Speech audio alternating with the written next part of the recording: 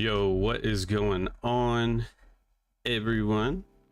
Hope you guys are having a great day today. Let me try and get these levels here. It's always with the levels. Know what I'm saying? Today is Friday, February 17th, 2023. And I usually wait 5 minutes after the hour to start the stream. However, I want to see the S&P trade below 4,056, and I didn't want to wait, so we're gonna see. All right, now before we get into this, guys, understand that this is a demo account. This is a paper. This is not real money. Okay, this is the TradingView paper accounts. Okay, so this is not financial advice. I'm not a licensed financial advisor, anything like that. Okay, but today is paper trading, and that is what we're gonna roll with today, if my computer can handle it. And let me pull up the chat real quick, and I'll tell you exactly what I'm gonna do. What's up, Fearsy, Naruto, Nicholas? Saturday morning for me. Very nice. What's good, Lars? What is good?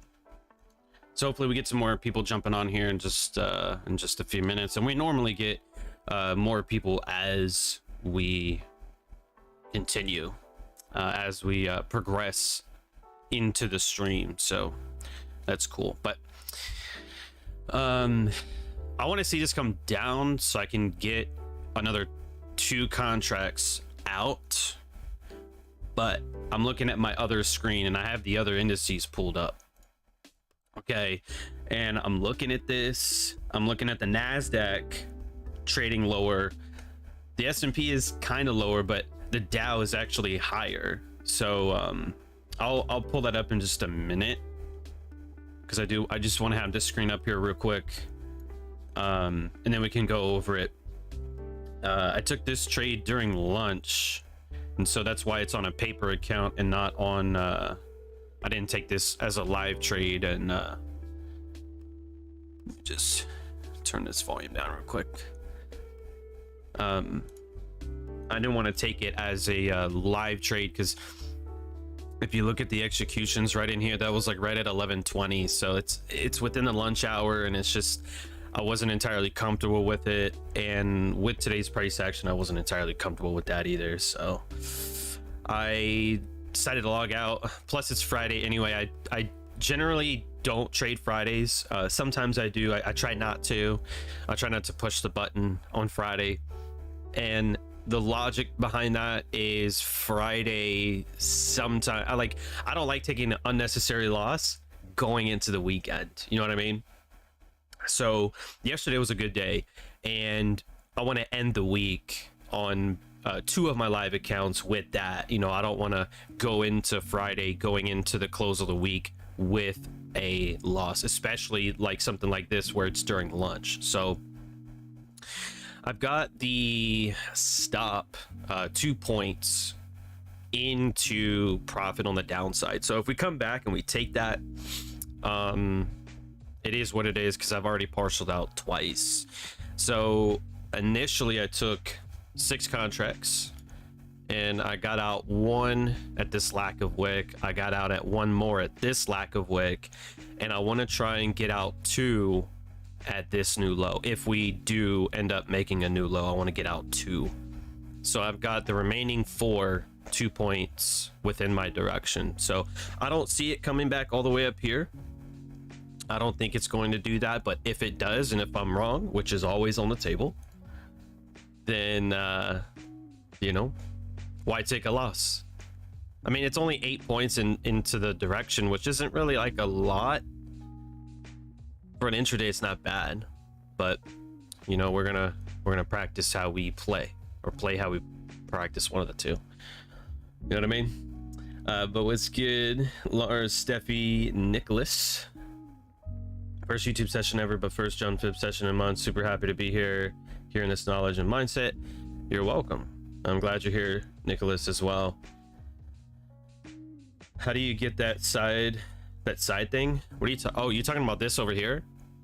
If you're in TradingView, if you log in either to a broker, not a recommendation, or if you go into your paper trading account, if you right click and then hit trade, create new order, then that pulls up this window over here. Now, sometimes you can actually detach this window, or I guess you can undock it, but I don't really like that. I don't care for that. So this hamburger menu or hot dog menu, whatever it's called, I dock this to the right, and it just makes it a little bit more crispy, a little bit more clean over on the right side. So that's why I do that. Now, I don't have my list as well, because when you do something like this, like a third of the screen is gone, and I don't like that. So that's why I have a second monitor altogether, so I can watch the other indices, see what they're doing. If I want to watch the dollar index, I want to pull that up too, you know, or if I have two trading accounts, you know, and I can do that. But well, speaking of my other monitor, so the Dow to me is our strongest index today, but I shorted the S&P based on a setup on the Dow. So that might be a little confusing, and I'll do my best to try and explain. Given the Dow 1 minute though, there is a possibility that will come up and then take this high to the equivalent of Dow. So that's another reason why I'm kind of being aggressive with the stop, because, well, I don't want to take it now. You know what I mean? Even though this is a demo account, if this was a real account, I would definitely, this is exactly how I would do it. So, but yeah, for those of you that came in a little bit late, or if you're watching this in the recording, whatever have you, this is a paper account. This is not a live trading account. Okay, but I want to show you at least how I'm doing things. Okay, so if I'm wrong and we come back up here, then I'll be stopped out on the trade, and that's that. So what you're seeing here, and personally I think today's a little bit sloppy overall, and you'll see kind of what I mean by that when we get to the other indices. But as far as what the S&P has done, okay, if you look at, well, that wasn't during London, but that's okay. This high here, and this one, and then London's low. Okay, and I want to say yesterday's low is down here as well. The low from the 10th. Okay, so different low, but that's there as well. Okay, so I know there's a lot of lines on here, and that's because we got all this shit up here too. But if you look at it from the perspective of liquidity, okay, the market came up, swept this high, then swept both of those lows and that other low. Then we came all the way back up, swept this high, retraced, came up, swept that high a second time, came all the way back down to sweep this morning's low, then came back up into an imbalance. So this to me, okay, when I see shit like this, and this is probably gonna stop me out here in just a second.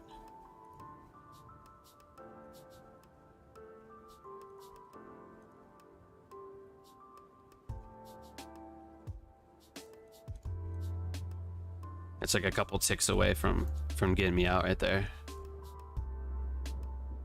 So, and again, this is another reason why I didn't trade this live, because we have taken liquidity multiple times and then we're back within a range. And so to me, when I do stuff like that, it's lower probability to me. That's just like the middle of a range is typically when I take losses, especially after two sides of the market have been swept, right? Liquidity on the upside and liquidity on the downside. So it stopped short like one tick, but there's still a possibility it they could come up there and get me out, and then we'll just be done all together. So would this bother me being wrong? Okay, and I explained this last night in a different session, but let's say, again, for hypothetical sake, this is a paper trading account. If I took 6 here and then got out 1 and then got out 2, okay, I've gotten out of 1/3 of my position, and the other 2/3 I just got knocked out right here. Okay, so the majority of my position, yeah, it was only a couple of points, but if I paid myself along the way, then that means, you know, I was able to grow the account essentially. So I don't know what that looks like.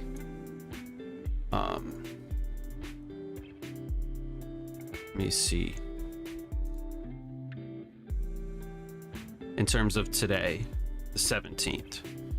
So this was on 6 micros, 15 on the first one, 30 on the second one, and then the final, oh no, 4. It was 4, wasn't it? Okay. The final 4, like 37. So it's like, okay, on a paper trading account, that was 67 plus 15, like $75. Like, all right, whatever. So if I'm wrong and we happen to trade higher, then that's cool. But I'm not in, you know, I'm no longer short. So if it goes up, I'm not worried about it. Make sense? Short of the Dow today at 33,780 because I missed the 33,800 level. It looked like manipulation to me because the other 2 indices didn't push up to the imbalance created from yesterday's sell-off. So, and then watch, now that I'm out, it might come down and sweep those fucking lows. So let me show you the Dow real quick. Okay, and this is kind of why I wanted to short the S&P, because down here these lows have not been taken. Those are equal, these aren't equal, but those are. And when we had came up into this imbalance, the same one I just showed you on the S&P, okay, it ran up into that, and that's where I was shorting, but again on the S&P side. Okay, now if you look at the lows, okay, you see how we traded low at 230, low, and then another low at 1030. The Dow, that 235 low, higher low at 850, higher low at 1030. So the Dow has been consistently higher, and for that reason, that was why I didn't short up in here for the Dow. Okay, and then the Nasdaq is shit. It's straight lower. You know what I mean? Like it's had almost no retracements, so it's cool. But hopefully that makes sense. What's good, Adnan? I think that's how you say that. I'm not entirely sure, but so let's come back to that. I just want to see, you know, what we do from here, and that logic. Or hold on, we'll talk about the Dow real quick and then I'll come back. So if we consolidated and then we ran, you know, Dow, same thing, it ran a bunch of previous highs on a 15-minute. I mean, where it's, this is hindsight 100%, where it stopped and traded off of, ended up being like this small time frame imbalance right there, which isn't bad. And so it's like, okay, if we consolidated, ran up to take liquidity, rebalance price, then we may hit that imbalance and then shit the bed going lower. That was the logic, okay? But given what I mentioned earlier, 1 minute equal highs, right? So like anyone who did short, like me, right? If we're in open profit, okay, cool. But if you're greedy and you try to hold on too long, that's not good. So, you know, everyone's probably looking at this like resistance, a resistance zone or whatever. So if they're trying to short this market, it is likely to trade up into that.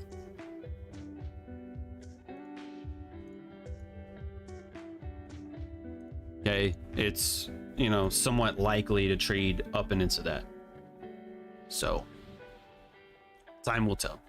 Okay, time will tell. But overall, I don't know. Okay. Now, the reason for today's stream, okay, duct tape won't fix that blown account. I want to say it was Monday or Tuesday. Let me pull up Forex Factory real quick just to make sure.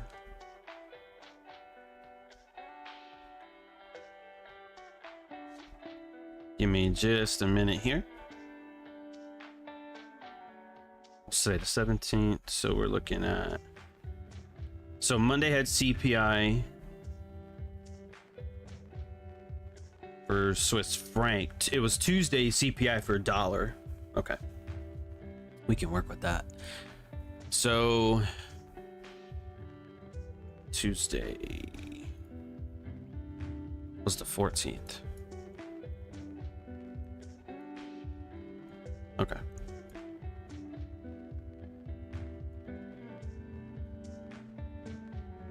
I gotta remember. I should have looked at it before I started the stream, to be fair, but I didn't. It was...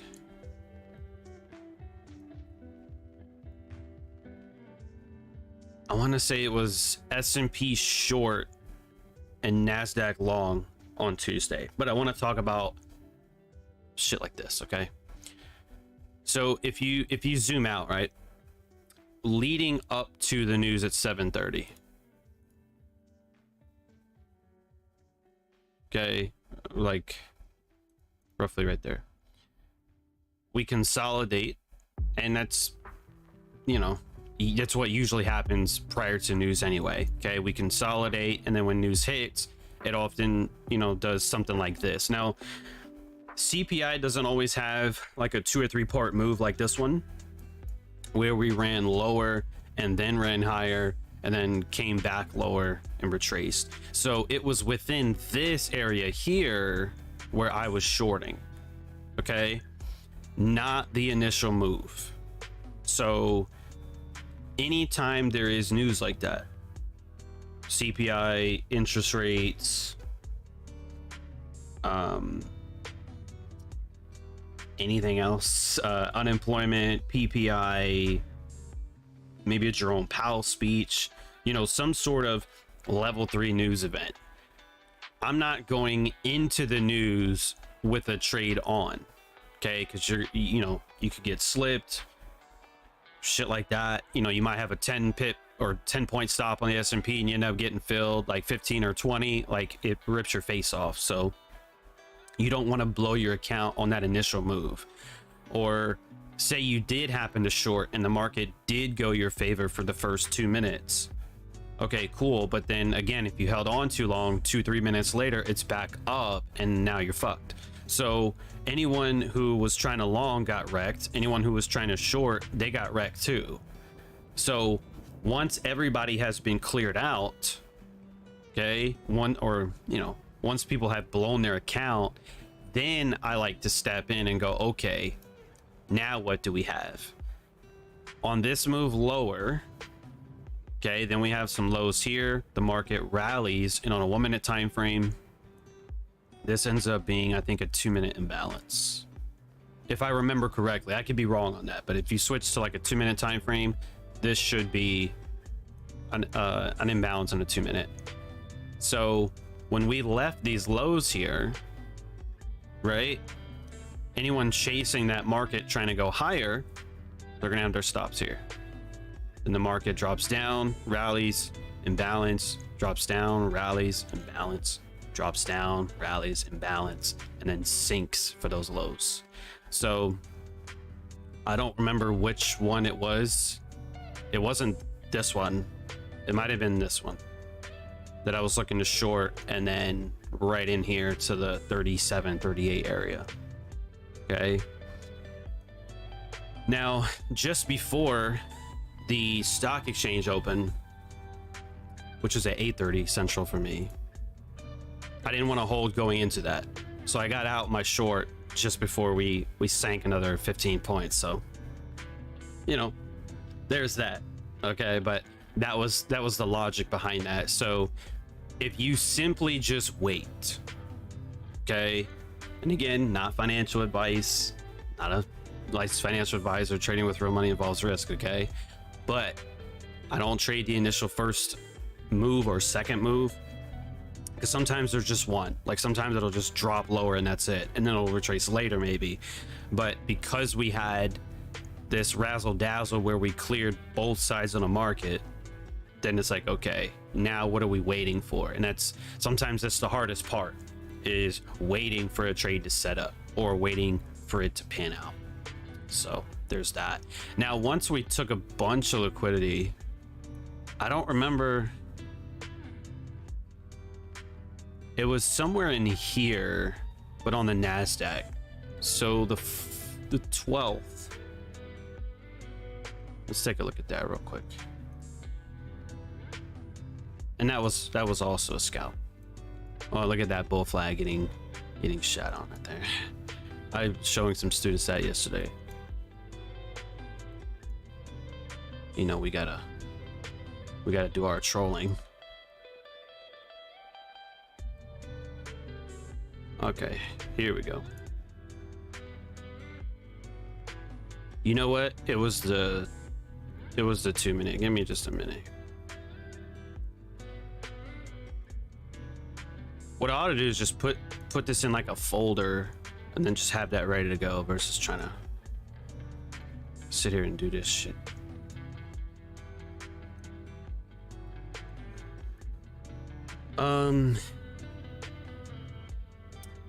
To be honest, I don't remember. It might have been this. It might have been that mitigation. If any of my students remember what we talked about on Tuesday,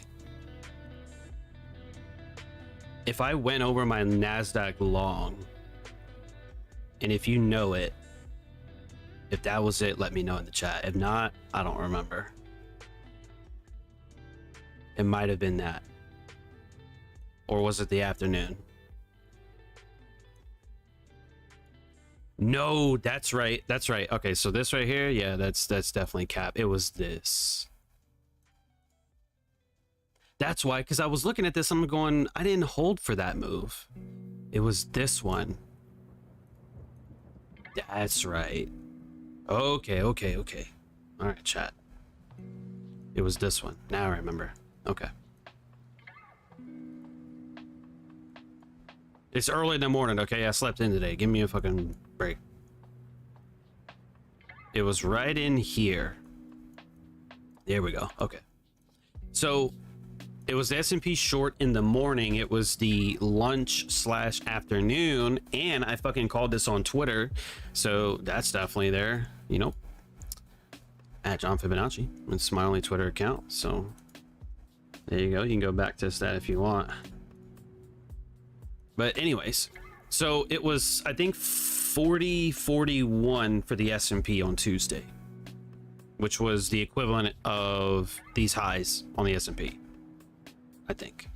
So anyway, it was the S&P that was trading lower here, and it was the, is my face right there? No, you can see that. So the Dow is lower right there. I mean, excuse me, the NASDAQ is higher here while the S&P was lower. So that led me to believe that NASDAQ was the better long up to the highs. There.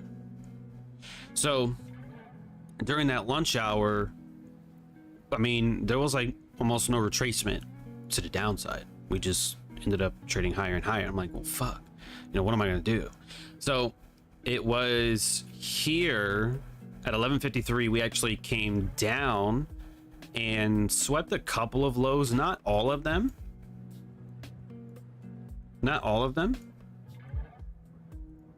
but like this short-term low here and this short-term low there, not by a lot, but it comes down to take this low and then comes down barely takes that low. Then it rallies, trades down, and this right here is an imbalance. Okay, so it wicks into that, trades into that one more time, and then right at 12, we moaned straight up into that. And with that, that happened so fast. It's just a 1 minute time frame, and that happened so fast. I had no time to move my TP. I was gonna move it higher because I was like, oh, you know, I might trade up to the 60s or 80s, you know, something like that.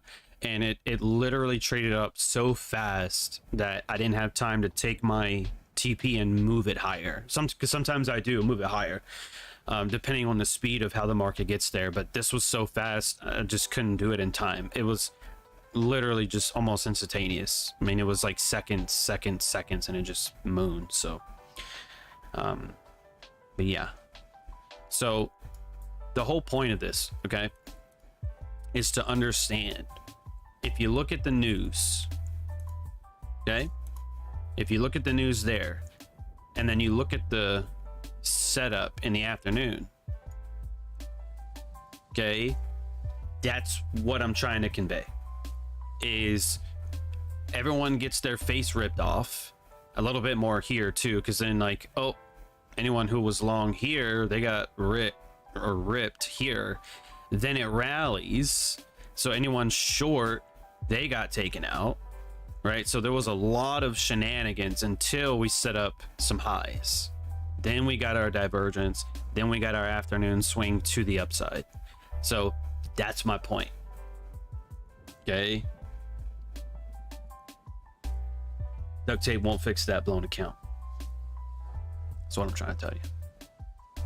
And then of course, inevitably, when I go long and the market goes my direction, it does so for the rest of the day without me, you know? So there's that. Actually, it did come back very, very, very close, like to my entry here. So probably would have got stopped out if I'm being honest, but either way, that was kind of the point. So let's see. See, this to me just is not the cleanest, but at this point I still believe that it's going to come down for these lows. Okay, the Dow, this is horrendous. I mean, overall it's not horrendous, but I'm saying, like, look where price is at in relevance to the, like, these lows and this high. It's like right in the middle.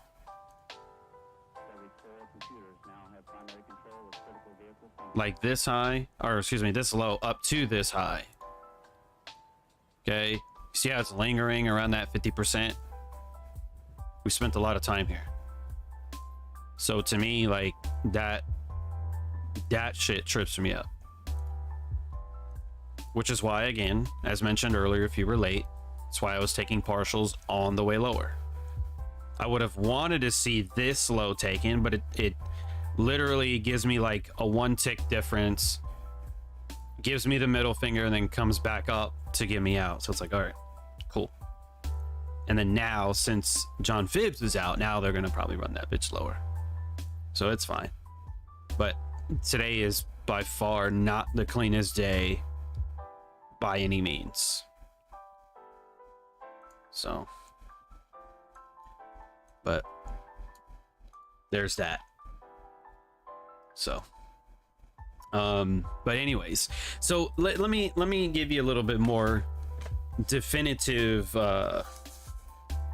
not rule book per se, because it's not advice, but let me just give you a few things when it comes to trading days with level 3 news and stuff like that. And let me see. Let me give you a couple things. How to find entry on S&P? What do you mean how to find an entry on S&P?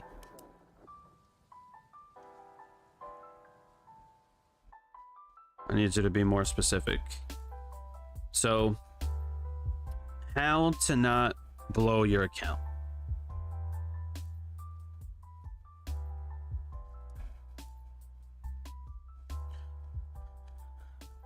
Let me see. So that second entry was 40.70 and a quarter. This high was 40.70. Okay, that's interesting. But anyways, so the first thing I would say, so number one, and I'll put this probably, and yes, this is live electric.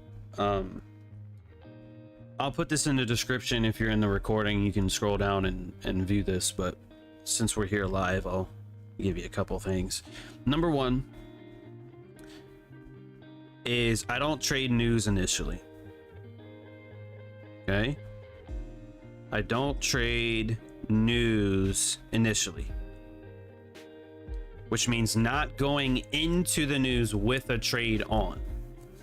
Now, if I'm on like a swing trading account and let's say the market's been rallying for a couple weeks and I still have like, you know, SPY or something like that, oh yeah, I'll hold in to the news through that. But on like a margin account, number one is I do not trade a news initially. I wait for manipulation and then seek a setup. Make sense? So I'll say that one more time. I don't trade news initially. I wait for manipulation and then seek setups. Now, I'll give you another scenario. If there is news on, let's say, a Friday or a Thursday, if I took something on Monday, Tuesday, or Wednesday, and we did pretty good for the week up to that point, you can just take that entire Friday off. Or if there's news on Thursday and you traded Tuesday and Wednesday or whichever days throughout the week and you did okay, you could just skip Thursday altogether. All right, you don't have to take a trade. You don't have to trade just because there's news. Okay. Number two is I generally, if I'm trading on a news day, I generally try to decrease risk. Okay. So if I'm, let's say, averaging 1% risk on every trade, then if I can frame something that's like 0.5%, I'll likely do that. Okay. I'll likely do that. So number two is half normal risk if increased volatility, like specifically for a news day. Okay. Not just regular volatility.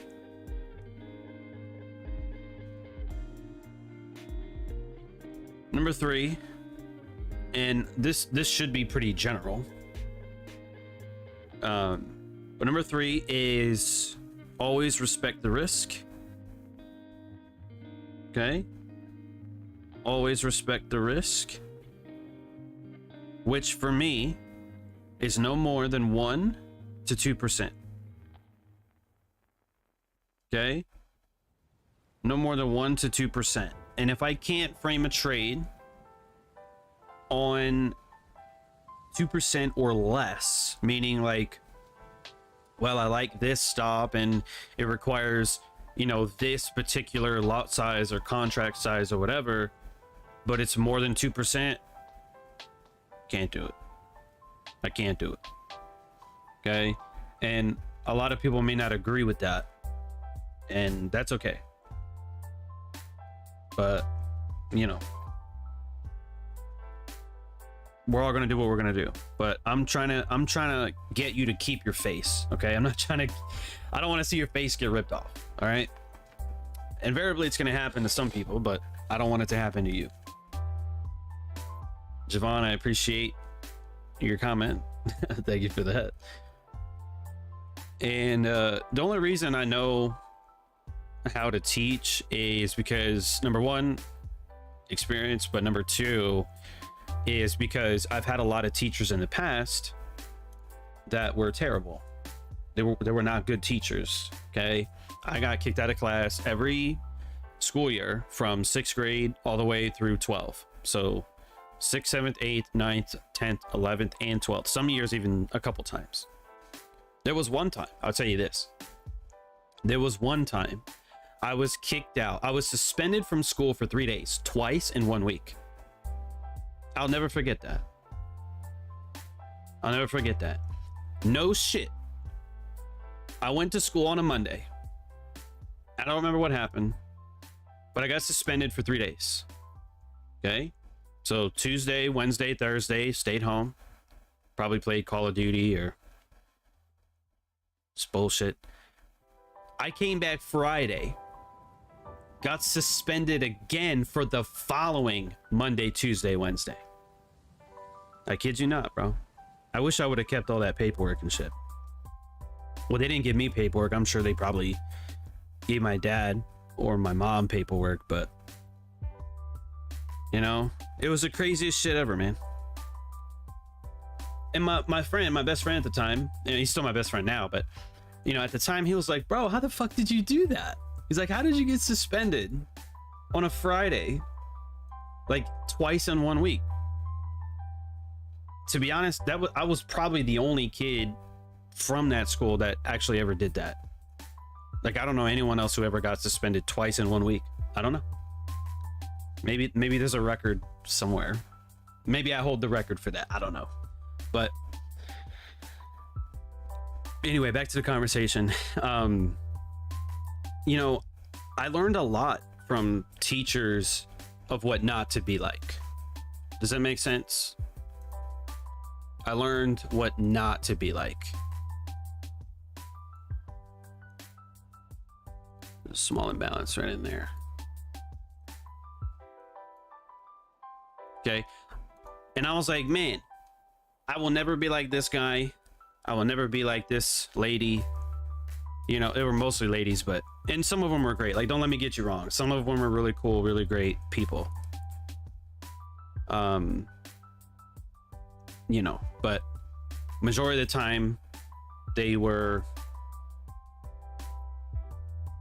dog shit. Okay.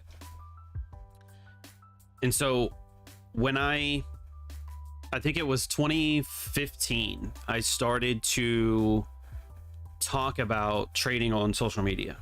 Okay. And, you know, I talk about like stocks I'm buying and, you know, stuff like that. And people just got curious, like, oh, well, you know, what is the stock market? What is this, you know, that you do and everything? And that's kind of how I got into that whole teaching world. Because at first I didn't want to do it. I didn't want to teach. And it got to the point where I think it was 2016 or 2017. I finally said, all right, fine, I'll teach you, you know? And that's how I got into it. And so after a while, yeah, I didn't really care for it at first. And then after a while, you know, when you start getting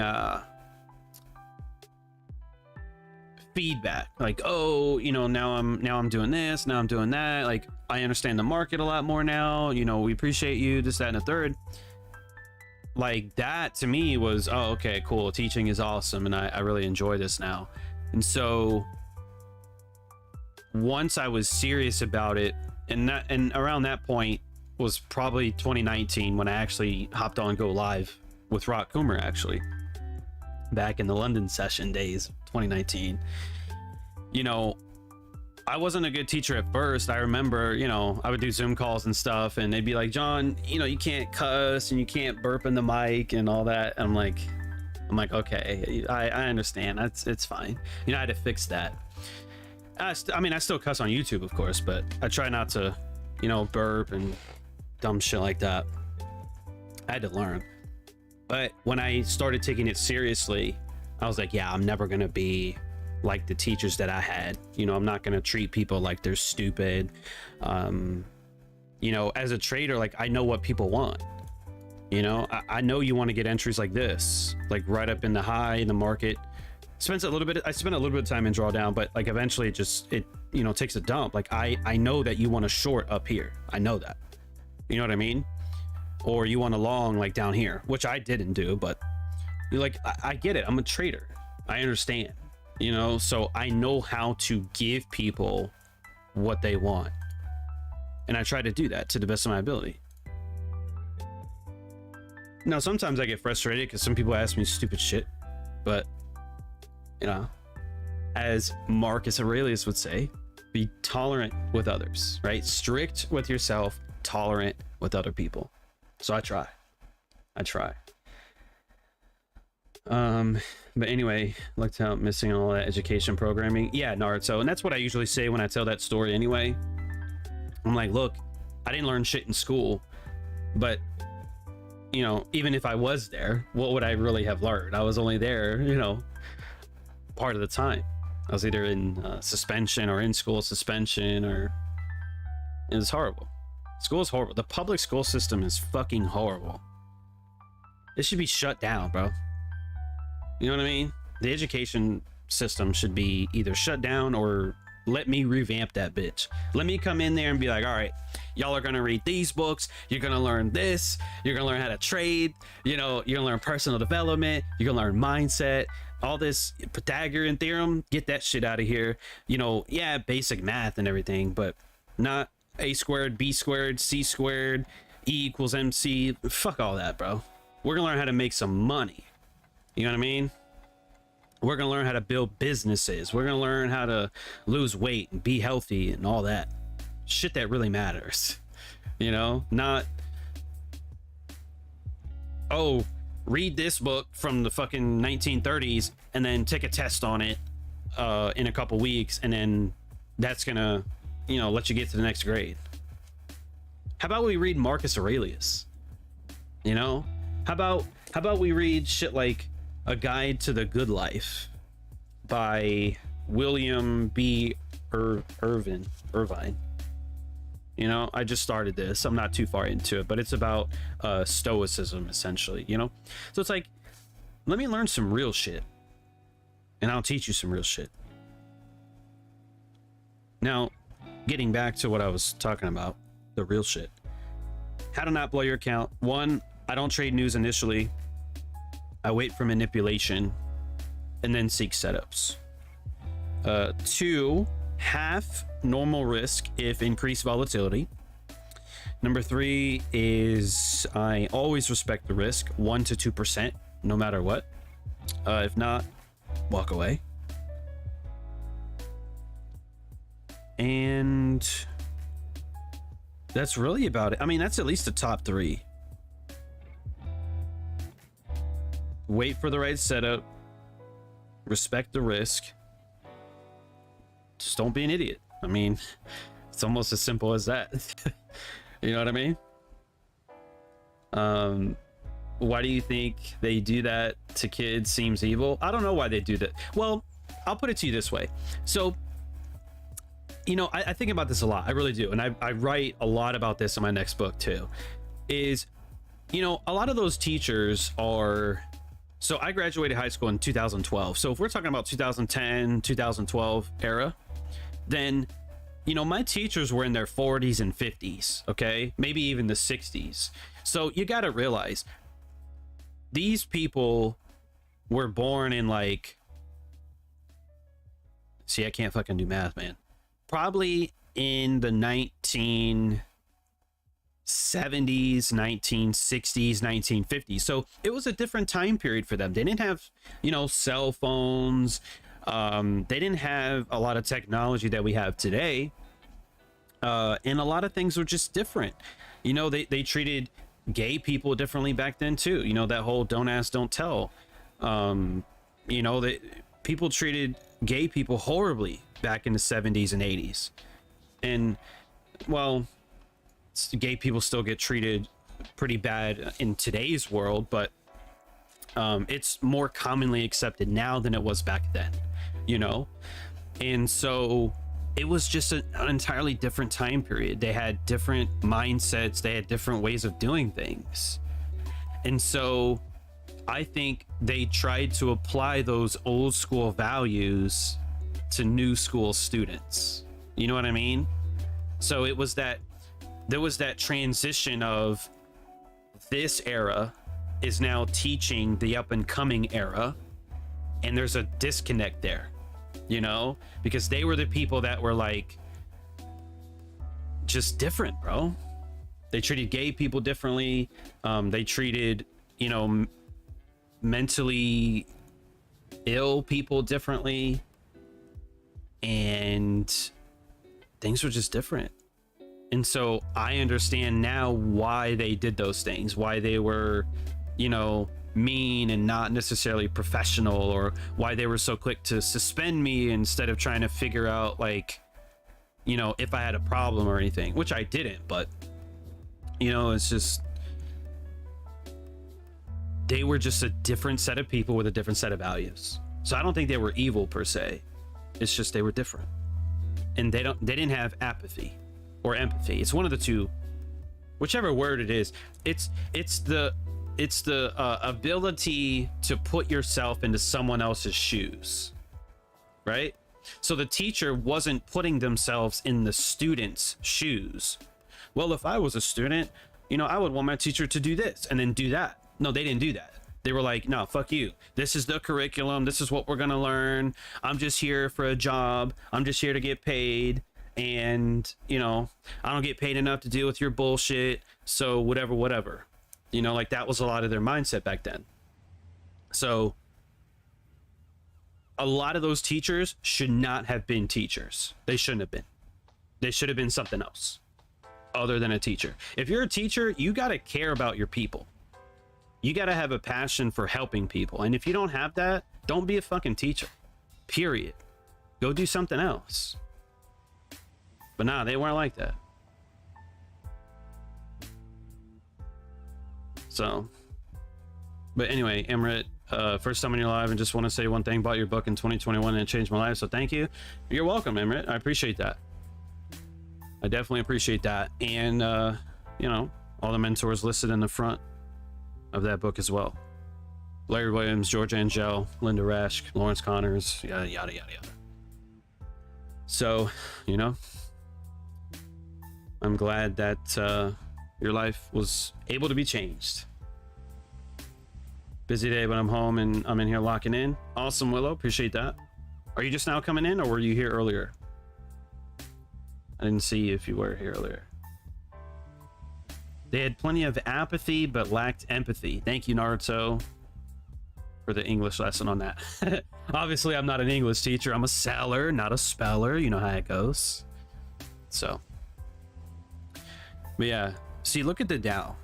See how it's still roughly just hanging around at that 50%?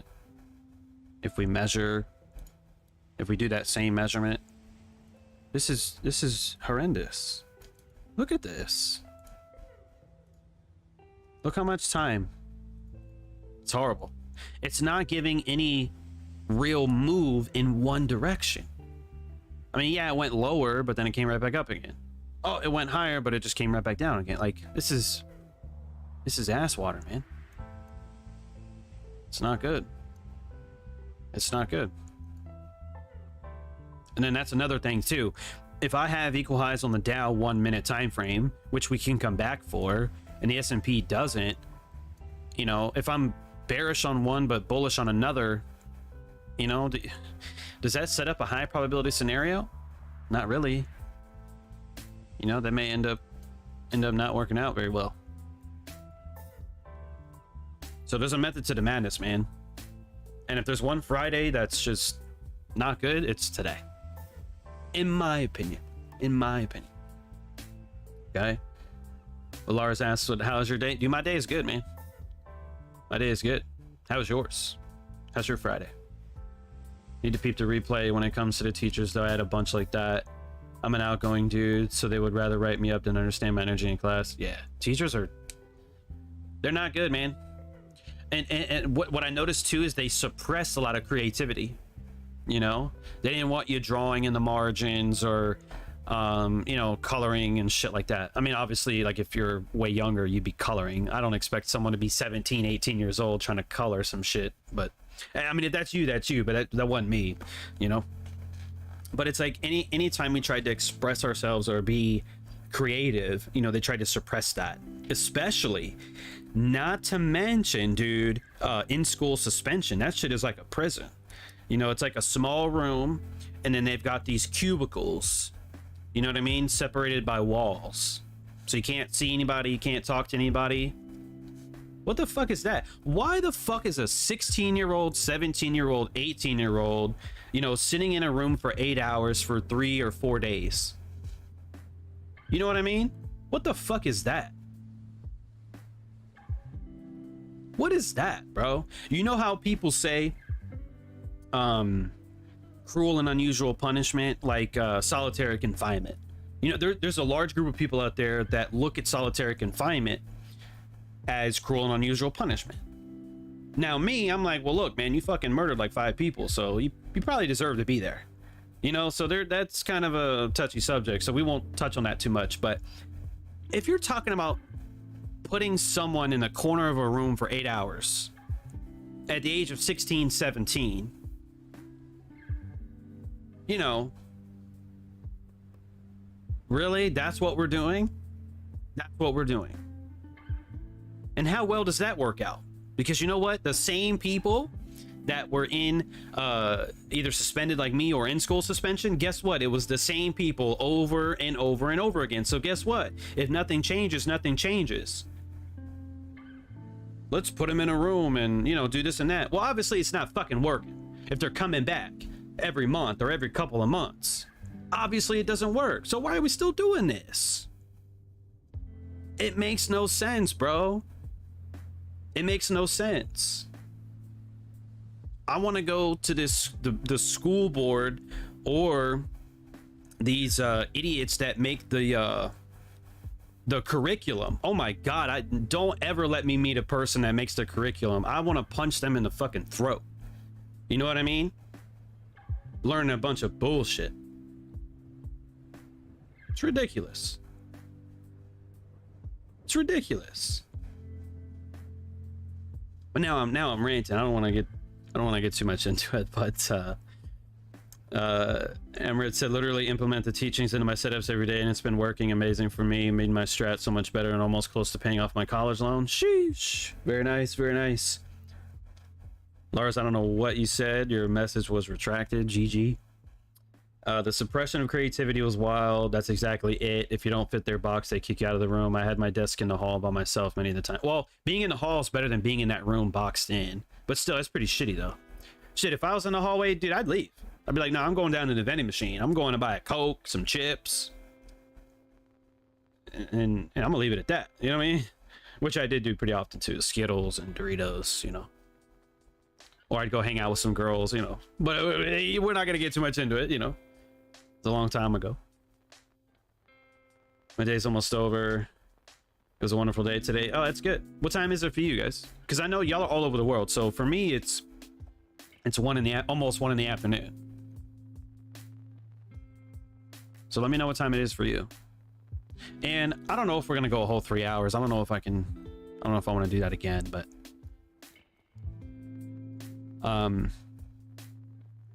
let me know if any of y'all speak and read Spanish too.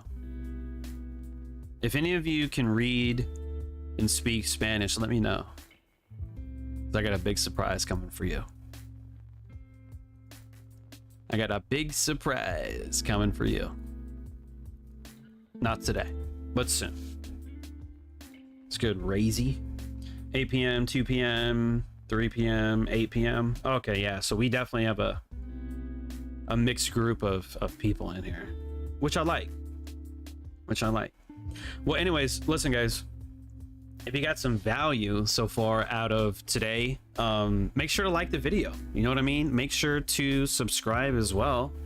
I don't have my stream deck on. I gotta fix that real quick. I totally forgot about that. Let me see if we can get this up, because I done missed it. There you go. Hit the subscribe button if you haven't subscribed already, so you don't miss future content. Look at that. And my one and only Instagram is at John Fibonacci. No numbers, underscores, dots, or anything like that. So We've gone over how to not blow your account, or, you know, it's not guaranteed, but at least there's some guidelines on how to not get your face ripped off in the marketplace. So, you know, the likes and the comments, all of that, you know, it gets us on the algorithm so we can get more people on here. And I want to say, so I'm looking at the watched hours, and we're getting pretty close. We're getting pretty close to be able to start building a real community here. So I'm gonna have a announcement for you guys probably within the next 2 to 3 weeks. For those of you that are here consistently on YouTube. Okay.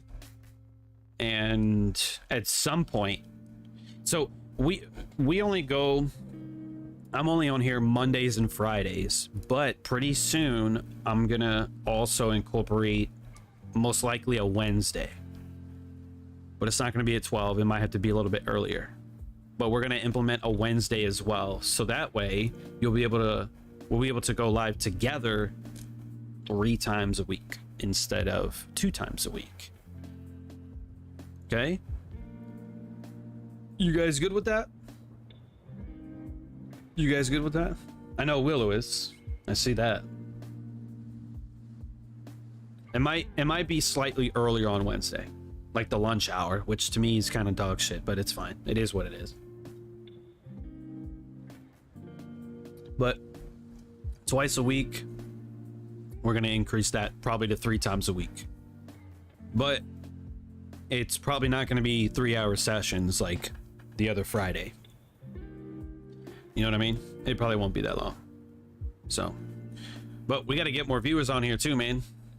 We got to get more people. You know, when I went live the first couple times, we had like 40-50 people. We got to get those numbers up. We got to get those numbers up. You guys are down. Awesome. But that's, so right now the official schedule is Monday and Friday, 1 p.m. Eastern for now. And whenever I decide to implement that Wednesday, I'll let you guys know. But since my Instagram has the largest following above anything else, that's where all my announcements are. Okay, all of them, or that, or the email. If you guys are signed up for that email, which by the way is now over 500 subs, 500 unique subs, because it's actually closer to 600, but some of you put your email in there twice or 3 times. So but it's 500 unique subscribers to the email that I send out every Wednesday. So we can discuss those too. That'll be an interesting topic for Wednesday's conversation too. Love that. Anytime you can give us some for sure. Grateful. Okay, I appreciate that. You go live session, top tier trading in no time. Do Wednesday night. So Marwin, are you talking about Wednesday night your time or Wednesday night my time? Because that's definitely an important piece of information. So indices are shit right now. Let's go look at currencies, at least for a minute. I ended up longing euro yesterday. It didn't go where I wanted it to go, but it was still a decent trade. What I was watching since the 7th, so the last week and a half, was this. Okay, but we traded to the lower end of that here. So low, high, lower, low. We traded very aggressively above that, and we're back into it here. And I like today's candle. I mean, we came all the way down, and then it is a bullish candle as of this moment, which isn't bad, but I was actually longing yesterday in here on that. But this move I wanted to see yesterday, so that's unfortunate, but it's okay. And I think give me a second. Oh, look at that. Did y'all see that? Probably not, because I know it's pretty fast sometimes, but look how we traded lower on the euro here, and we're higher on British pound there. Rally, retracement, rally. And then we actually ran into, oh, I didn't see this. When was that? It was yesterday? On British pound? That's chopped. I didn't see that. Well, equal highs there. We ran that today. So accumulation down here, and then we ran straight for that level. And then, so the euro followed suit, but it was just not as good. It still had a rally, but making that lower low is just not good. Whereas the higher low, to me, shows more significance. That's interesting. And then the dollar. I was wrong about the dollar. It went to 104.5 today. And then just like the euro having its up close as of right now, dollar having its down close. So one would think on an intraday basis with the dollar going higher, you would think that the indices would be higher, but they're not. And that's why I don't put too much of a correlation with the dollar index. And let me take all this shit off.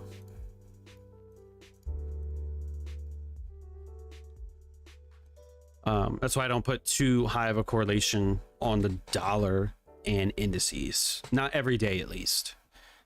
But, oh well. Still, to me, a very kind of okay day. Ain't nothing crazy.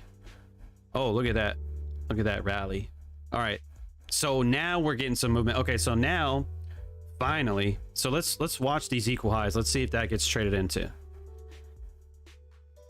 Let's see if that shit gets traded into.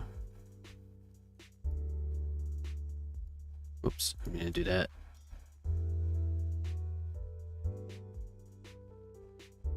So that's a 2 minute. The 5 minute looks okay. We'll have the small gap right there. So let's see where we close on this 5 minute. And I want to watch this. I want to see us rally above that. Although I think it's a little late to take a trade though. Again, on this paper account. I think it's a little late. Let me check this YM real quick.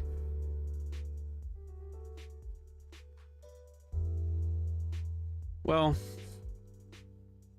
I mean, look, this is just what I'm watching. I'm just watching that high. But I don't look at that as a mitigation. I'm just looking at it because we traded through that and we're back into it. And I just want to see if the market is going to want to push above these highs. So it's the same shit. There's just one's micro, one's E-mini. So E-mini is 10 times the micro. So like S&P, the micro S&P is $5 a point. E-mini is $50 a point. So trading with real money involves risk. Futures will fuck you up.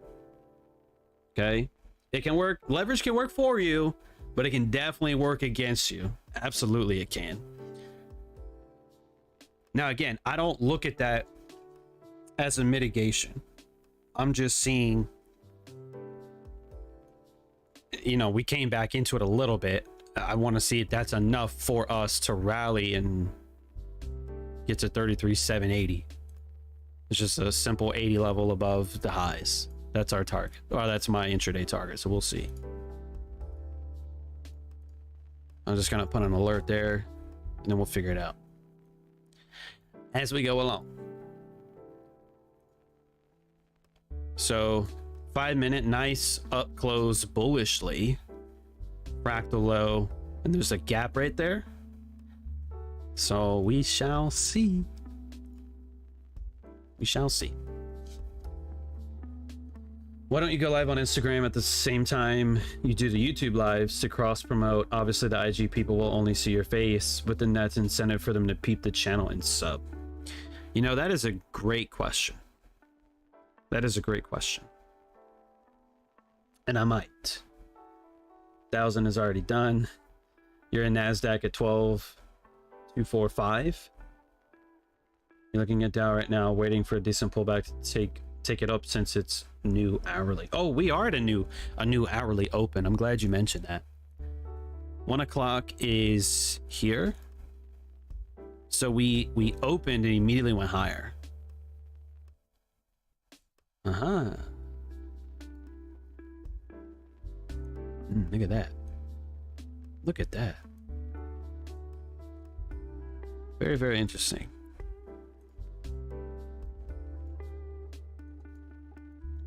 If that was a mitigation, I would long this on this paper account. But it's, to me, it's not. So I'm not going to do anything with it.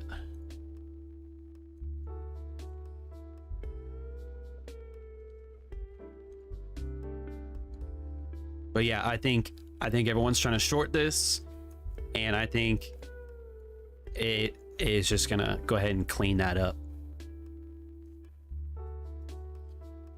Okay, that's what I think. And as always, I could definitely be wrong. What gives you a hint of it not being a mitigation? Because so the mitigation to me is specific. It's very specific. And so let's say let me see. Like if we had a low, high, lower low, and then we traded up and then into that, oh yeah, heavens yeah, I'm full fucking margin on that. You know what I mean? That's what I like to see. Okay, that lower low, that manipulation, run on stops, whatever it may be. I don't see that here. It's not obvious to me, so I'm not rolling with it. I'm not going for it. Okay, so since we don't have that, and I don't really see anything on the 5-minute either. That's why.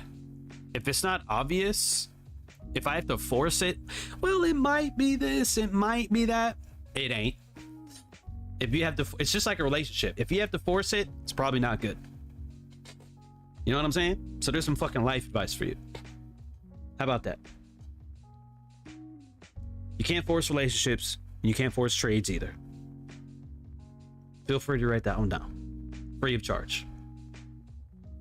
Okay? Can you guys hear the music? I don't know if I asked that already. Can you guys hear it? Oh, you can definitely hear that. Now that I see the volume bar. Okay.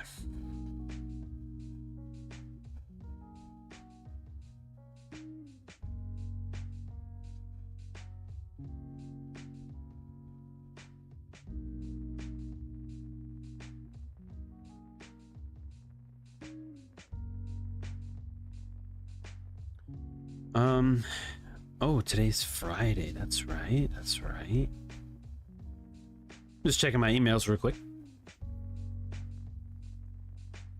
Do any of y'all play Balloons Tower Defense?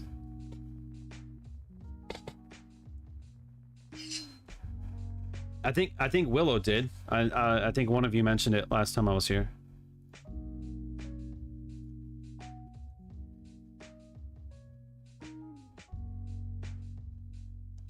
Look at that shit. Maybe you can't see it. Balloons Tower Defense. Oh man. These little monkeys, and they shoot balloons. This reminds me a lot too of being in school, because we try to be on Cool Math. I don't know if you guys know Cool Math or not. Cool Math for Kids, I think, is what it was called. And there was a bunch of games on there, and this was one of them. And we've come a long way. There was only like 5 or 6 monkeys back then, and now we have heroes and all kind of shit. And challenges and bosses and multiplayer and crazy stuff. But as I play, I don't know if you can see that. There's like balloons, and there's a monkey that's trying to pop the balloons. It's just good times. That's all I'm saying. That's all I'm saying. Used to back in school. I play Pokemon Go. That's what it's about. Marwin said the first one is the best one. Well, the ones now are just, I mean, you know, just like in Call of Duty, you know, COD 4, the OG Call of Duty. Well, there was some CODs before that, but I still think to this day the greatest one was COD 4. And there was no running on walls. There was no these bullshit ass perks. Well, Martyrdom was kind of a bullshit perk, but you know, there wasn't battle passes. There wasn't battle royale. Now I like battle royale, don't get me wrong, but it's just, you know, COD, it was very simple and very basic. You know, run and gun and all that. None of these armor, you know, armor plates and all that. Fuck armor plates, bro. There was no armor plates in COD 4. No, sir. No, ma'am. None of that. None of that. All right. So what I want to see is, well, I'm going to take that off of there. I want to see if price is going to come back into this. I think that was from the 50%. I want to see if the price comes down into that candle, trades into that gap, and then hits the reversal button up to 33,780. So that's what I would want to see. Something like, I mean, I'm not taking this again on a live account, but I'd want to see something like that. Rack to low, down candle, gap up to 33,780, maybe even above that. That's what I'd like to see. Make sense?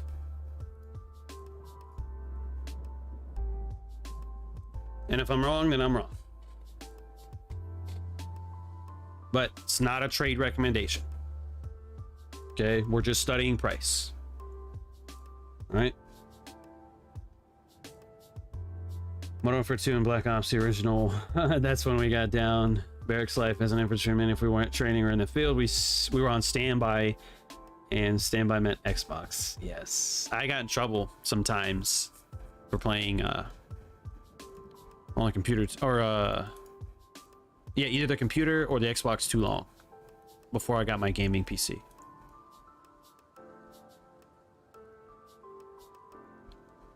I missed a muster one time because of that shit. If any of y'all know what that is, it's like roll call pretty much. Missed that shit. I was like, sorry, I was on the Xbox. Got in a lot of trouble, but it was good times.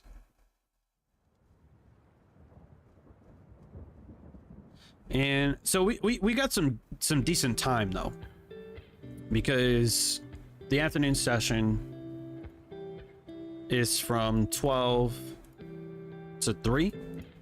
Oh, whoops. From 12 to 3. And that last hour is 2 to 3. So I want to see what we do between now and 3 o'clock. We might as well be here for a while. So if you guys want to hang out and chill, we can definitely do that. I don't think I got going or anything going on today. I might have a meeting later.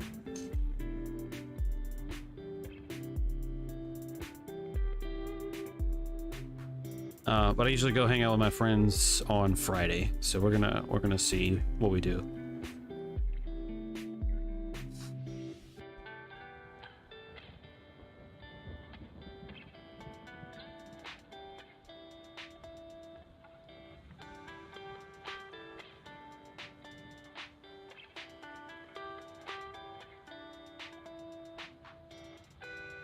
Only play balloons, never tower defense. Oh, I don't even know what balloons is.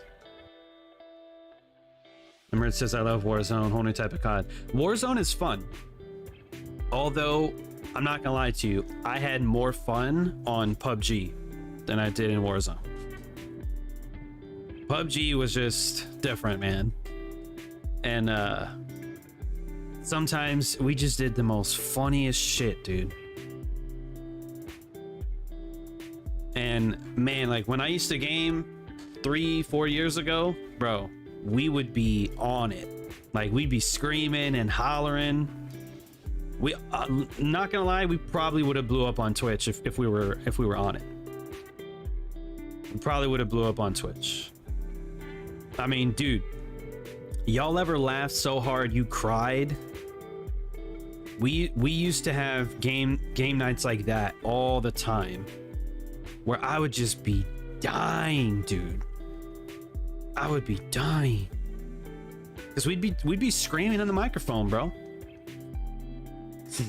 You know what I mean? There was one time I got a care package and it had the level 3 vest, helmet, and then the MG, the 100 round clip, light machine gun. It was like the saw or something like that. And my friend got a buggy and he was driving. I was on top of the buggy and we're fucking booking it. And then another person in a buggy comes up next to us. And I'm on top of this buggy or on the back of it, whatever, fucking hip firing with a light machine gun, and my friend's screaming in the microphone. He's like, shoot him, shoot him.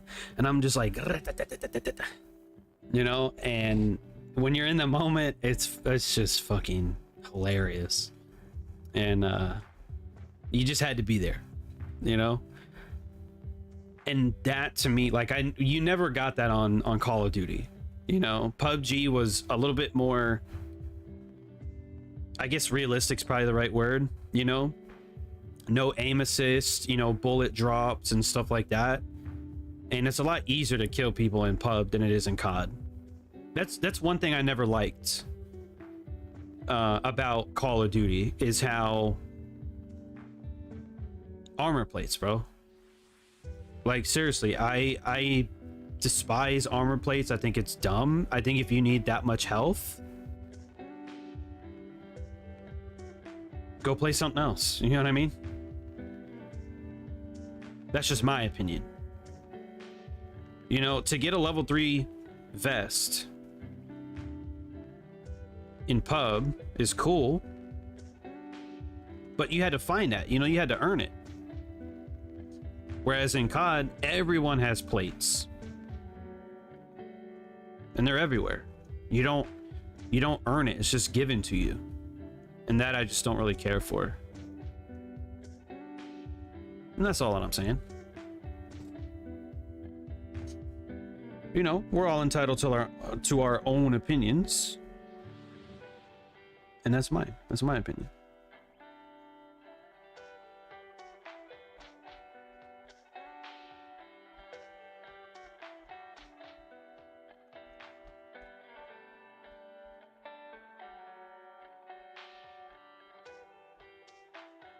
I've actually got the same setup, but I'm looking to enter lower at the 1255 candle.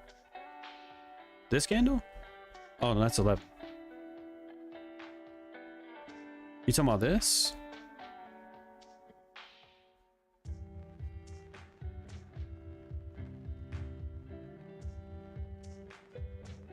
Because I don't know which dial you're looking at.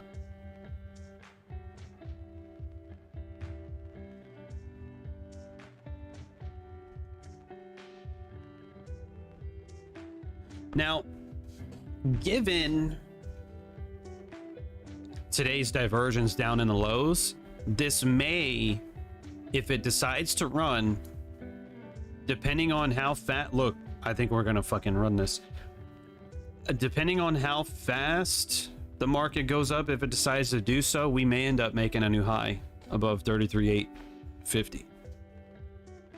Possibly. Oh, and I might have to restart my game because I think I fucked this up.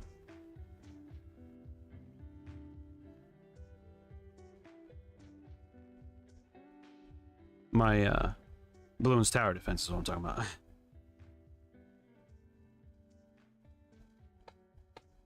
I'm over here trying to give you guys the business, not focusing on my monkeys. But it's all good.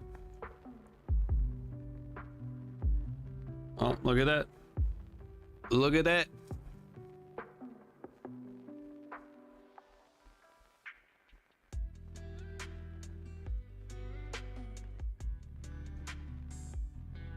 Let's see if we can get 780. We got an alert there.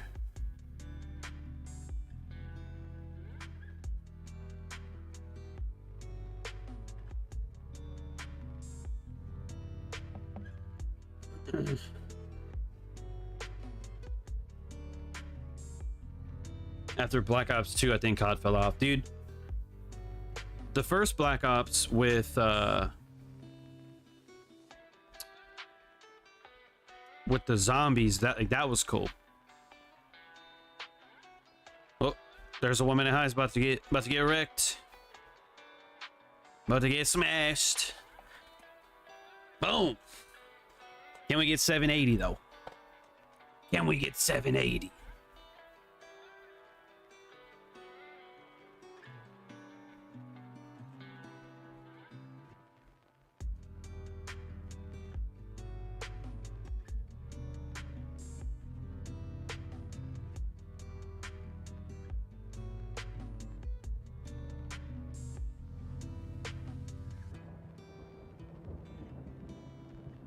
Slightly old school.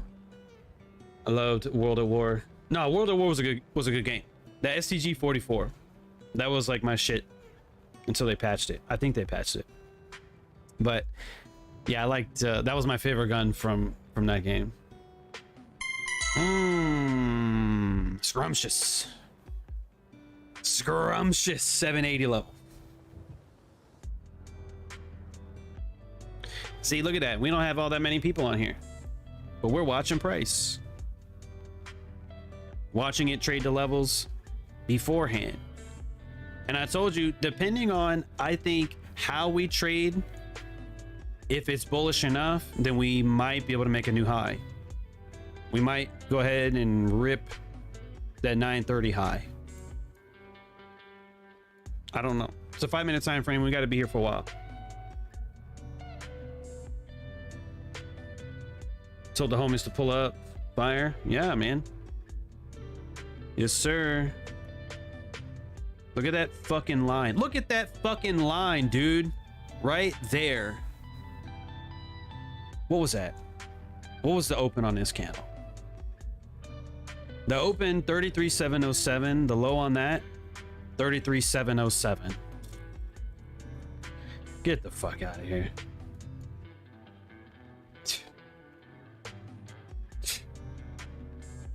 Come on, man. Come on.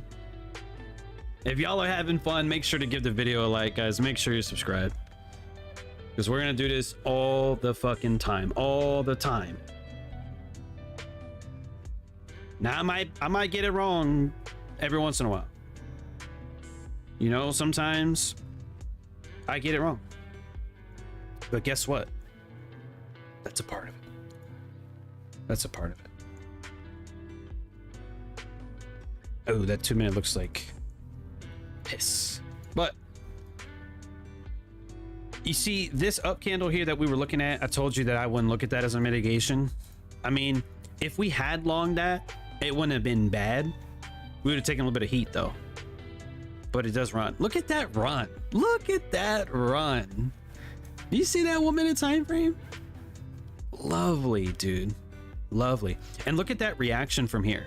So I think we were watching on a 5-minute time frame, and then coming off of that, look at this imbalance right here. The down 1 minute to me is the worst of all the indices, but look at that 5-minute down candle, imbalance, moon. I mean, it's a moon on a 1-minute time frame. Obviously on like a 15-minute, it wouldn't be all that impressive, but you know, it's pretty cool, man. It's pretty cool. And I need to buy a helicopter. Because the helicopter is what can push the Moabs back a little bit, which is good.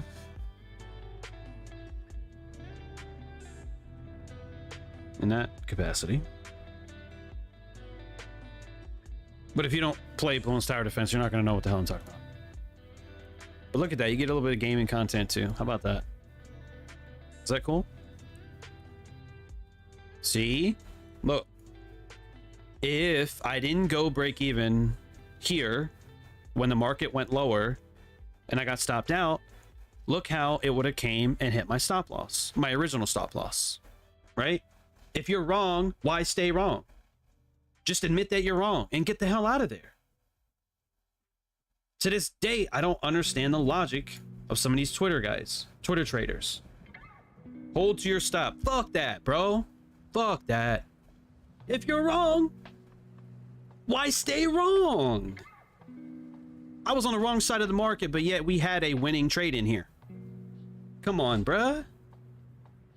There is no argument against that. You cannot beat that logic. You can't. You can't. You show me any stoic that can beat that argument. You can't. When you take out of the market as it's going your direction, if you're wrong and you go stop BE or +2 and it comes back to get you out and then goes to your original stop loss, I will outperform you 10 times out of 10. Every time. Every time. Every time. Why take a full loss? Just leave it alone, bro. Fucking leave it alone. How do you study order flow if you leave it alone? How do you manage the trade if you leave it alone? Answer that. Answer that. Come on, man.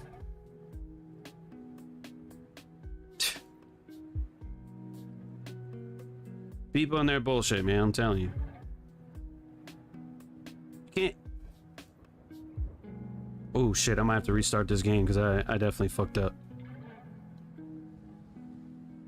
I'm over here trying to focus on the market and play games at the same time. It's impossible. I'm out here trying to do the impossible. Okay. But you know, trading comes first. But JF is a god level trader. I mean, I wouldn't say all that. We try to be humble around here. We try to stay humble, right? Memento mori. Look at this. Let me blow this up for a second. Let me blow this. Give me a minute here. Okay. Look, there's a coin I have. I got this from the Daily Stoic store. Fuck, man, you can't see it. Let me see if I can pull the website up. Give me a minute. Let's pull this up. Oh. Wait. Gotta pull up the screen. Just want to make sure we watch that for a minute. So I'm gonna go over to the Daily Stoic website.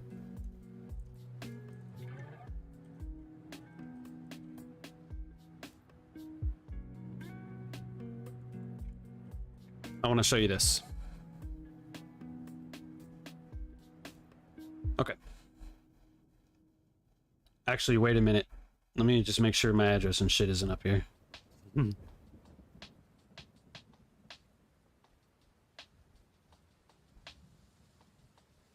I don't think so. Well, it shouldn't be. Okay. All right, you guys see this? So Ryan Holiday, which I gave you book recommendations all the time from Ryan Holiday. If you go to the dailystoic.com, if you come over here to medallions, okay, that's where we are right now. So I have Memento Mori and Premeditatio Malorum, which is this one. Okay, so the first one, Memento Mori, it looks just like this, only mine's in a little case. It pay like $4. It comes in a cool case. Okay, so the front and you can read all about this. I'm not going to try and explain it to you, but this is a painting, still life with the skull, by Philippe de Champagne. That's probably a French painter. There you go. So that's very similar what it looks like. The skull is death, the sand is, I think, is time, and the flower, I think, is life. Some shit like that. And then on the back of it, this is actually a quote by Marcus Aurelius. It's only part of it. The full quote is, "You could leave life right now. Let that determine what you do and say and think." That's from Meditations, excuse me. So I have this in here in my room. It's on top of my my computer, which sits right here. And this is that case that I showed you. Okay. You could leave life right now. Let that determine what you do and say and think. So I have to remind myself that I'm human, that I'm going to get it wrong. I'm going to take losing trades. And that if you have an ego, that's not what you want. Okay. There's another one in here. If it was gold, I would have got it, but it's only silver, which I don't really like. But there's an Ego is the Enemy one, which is a book by Ryan Holiday. Ego sucks us down like the law of gravity, which is pretty cool. You know, the purpose of this coin is to remind us to be humble when ambitious, gracious when successful, and resilient when we fail. You know what I mean? Because look, I have all of his shit right here. Look, all I gotta do is stand up. Okay? Look, ego is the enemy. I have it. Ego is the enemy. So, you know, the bookshelf and all that, okay, is to remind myself of these things. And so, yeah, you know, can we call trades in advance? I'll let you decide that, you know, but it's to remain humble. Remember that you're human and that you're gonna get it wrong. You don't want to blow your account. You don't want to get your face ripped off. You're not as good as you think you are. You know, someone else probably took a bigger lot size than you did. You know, someone else made more money than you did, or someone else got a better entry or a better exit. You know, like there's a vast number of ways that we can just remind ourselves, look, you gotta be humble. If you took a winning trade, good, leave it. Right? Bank it and walk away. You don't have to post on social media. I'm not going to post this on social media.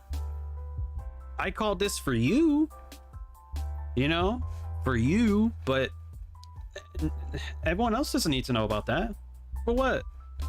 I don't need to brag. I don't need to let people know that I know how to trade or that I know what I'm doing. I've already been doing that for years. I don't need the recognition. Not anymore. It used to be fun, but now I'm just over that shit. You know what I mean? Oh, Razy, I totally skipped over your question. Since when are you consistently profitable with SMC? So it depends on which version of SMC you're talking about, because there's 1,000 different versions of smart money concepts. So I have been doing this for a while, and it's been a few years now. It's been a few years. So, but it took a long time to learn. And even after 9 years of trading, I still would say that I haven't, you know, mastered the market or mastered concepts. You know, there's always room for growth. There's always room for improvement. So, you know, I still learn every day. You know what I mean? But with all the craziness in the world lately, can you maybe do a video talking about some of the stuff you have prepped? I know you've shown your stash on IG a few times. Yeah, I have. Which I've added to. I've added to the water, especially now since all this bullshit in Ohio. I don't know what's going on over there. You know, the media's not covering it. So, I don't know what my headset's low too. I gotta plug it in. You know, I don't know what's going on over there. With the food supply, these chicken farms are getting burnt down. Like, shit is popping off, dude. So I've accumulated a lot of non-perishable foods that last a long time. So frozen turkey burgers, pasta sauce, pasta noodles, big bags of rice, bags of beans. I'm trying to think of what else. Bunch of toothbrushes, toothpaste, a bunch of deodorants. I've got like 7 or 8, 9 deodorants. I've got about 50, 60 bars of soap. I've got like 5 or 6 bottles of shampoo for the hair that I do still have. You know what I mean? Just to cover all the essentials: water, food, and like health and wellness stuff. Toilet paper as well. I have a shit ton of toilet paper, no pun intended, but a bunch of that, just in case the store runs out again.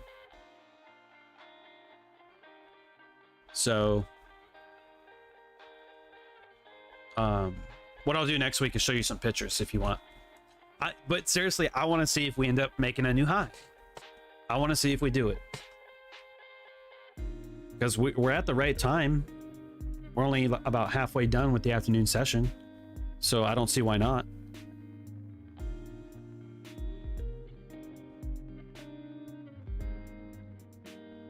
Oh, your mom texted you today and made me think of the stash. Oh yeah. What was your mom talking about? Like, was she talking about Ohio, or was she wanting to, you know, go to the store and pick up some things? What was the context behind that? If you don't mind me asking. This is a public video, just so you know. They just don't understand the data context that even shows that they're wrong, but still want the advice, but still want to advise others to be like them. Right. Yeah, I get it. Well, my thing is this: if you're a really good trader, great. But if you want to be like a mentor, or if you want to be on the internet, why don't you call trades then before they happen? Go look at my Twitter. Real talk. If you go back, I'm not saying to do this, but you know, people have gone back and studied my Facebook and stuff like that. If you go study my Twitter, if you go back to the days like that I called the S&P and shit like that, it's all fucking beforehand, dude. It's all beforehand. Let me pull up Twitter and I'll prove it to you real quick. The last call was February 14th. Oh, 420 views. Look at that. Watch this. If I go to S&P on the 14th, which was here. Sorry, let me go to 1 minute time frame.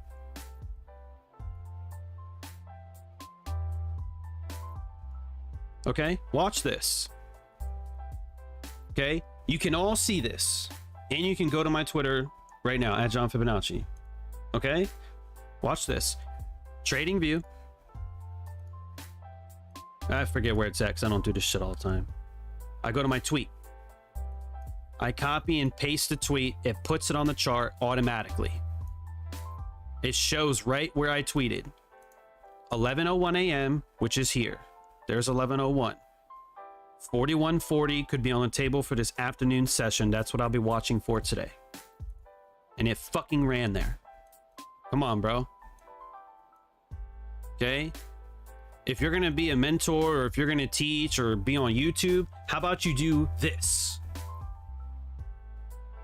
How about you do this? You know what I mean?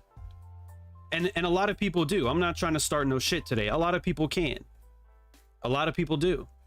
And I like that. I really do.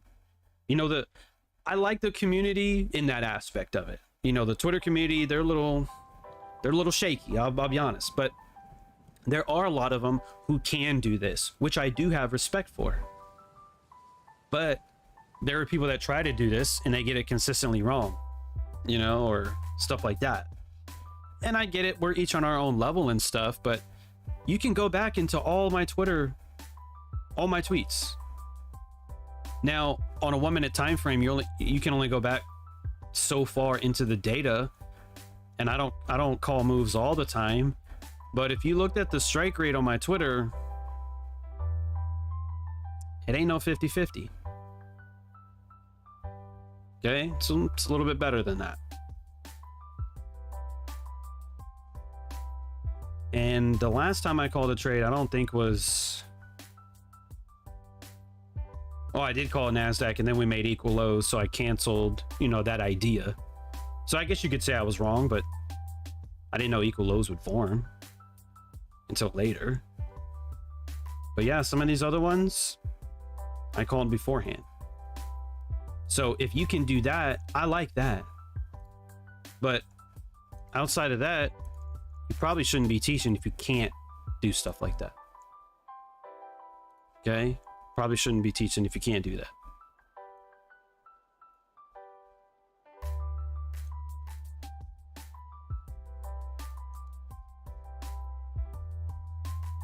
So, anyways, let me come back to the chat. Nicholas said, Ego's Enemy is my first run holiday book. That's awesome. It's one of his shorter ones. Probably the shortest one, but it's okay. Still very valuable. I post some Super Snapper entries, I'm not gonna lie, but I agree. I stopped doing that as often as I was also. I used to post every winning trade and was like, what am I doing? I don't trade for them. Yeah, I don't trade for social media either. Fuck them. I could have called the Dow up to the equal highs when we were down in here. Down in this area. That's what we did here live. All I had to do was take 20 seconds and tweet it. For what? They're not here live. Fuck them. Respectfully, though. Respectfully, you know? Emmert lives on a farm and has unlimited supply for eggs, apples, and hazelnuts. No, that's good. That's good. I live in the city. Right outside the city of Houston, actually. So... I'm not far from, like, farms and shit, but I don't like, you know, the outdoors and stuff like that. I like the city. I've always lived in the city. I love it here. Outdoors are okay, but it's just not my cup of tea, that's all. Let's put an alert up here, too. So 780. We'll get rid of that.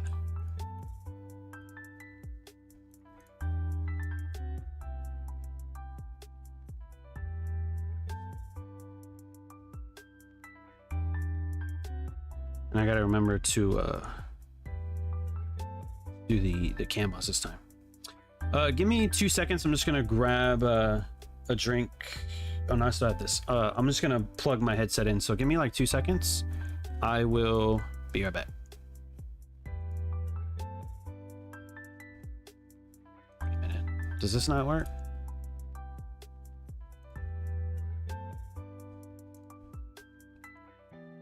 No, there we go. Be right back, guys.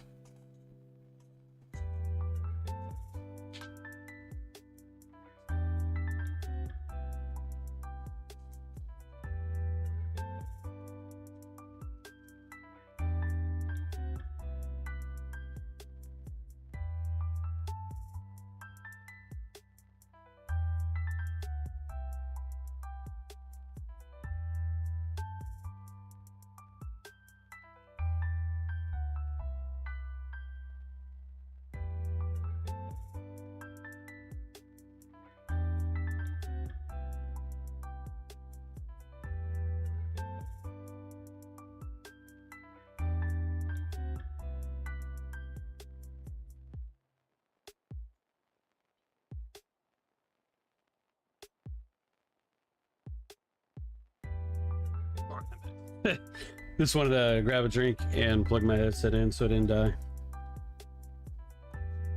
All right, so we'll see. We'll see what we do from here. As of right now, it looks like we have a 5-minute imbalance here. So if we were long from down in here, this would be a good partial out. I would want to hold for this level, probably 33,850. If it comes down into this imbalance, I wouldn't be surprised, but I wouldn't want to see it trade below, down like back in the 720s, 730s. I wouldn't want to see that. I think it may like tap into that, and then depending on what time we get there, if we do, and depending on the last hour, we may end up go ahead and running for that. So that's like kind of what I'm expecting to see. And I'll leave it at that. Okay, NASDAQ ended up getting a decent run, but NASDAQ is our weakest index. I wouldn't have wanted to do that, but it traded into that down candle a little bit more distinctively than Dow. You see that? So that was okay. But if NASDAQ is our weakest index, I don't want to long that. The S&P, same thing. That down candle, beautiful. The Dow, barely. So I think if we are going to run our highs from this morning, I think the Dow would be the one to do it if all three of them don't. Well, the NASDAQ, I mean, look how far the NASDAQ has to go for that. It could. The Dow's already almost there, though. See what I mean? So that's what I'm saying. Like, if we're going to long, ideally you want to long the strongest market. You know what I mean?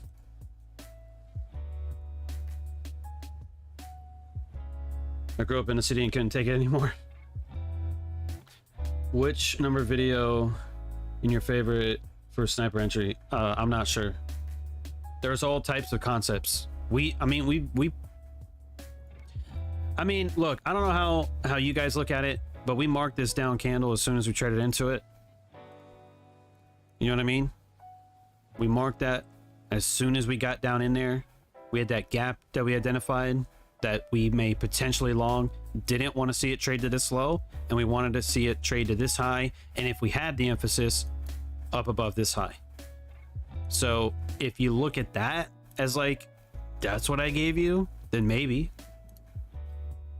you know, that was a sniper entry on that. But given where it's at now, I wouldn't care for the risk reward on this, but if it comes back into that imbalance, a stop at the bottom of that, aiming for this high, that's not a good RR. You'd probably have to refine that a little bit. So I wouldn't like that. I wouldn't like putting a trade onto that. Now, if you wanted to add to an original position down in here, maybe, but it looks like we may end up running that high before we do that.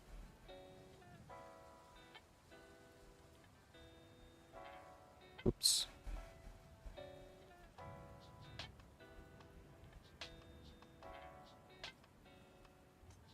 Make sense? What's the long-term direction for dollar? I have no idea. I didn't really like the dollar on the daily this week. I thought it was going to do something. It did something completely different, so I'm a little bit out of tune in that aspect of it.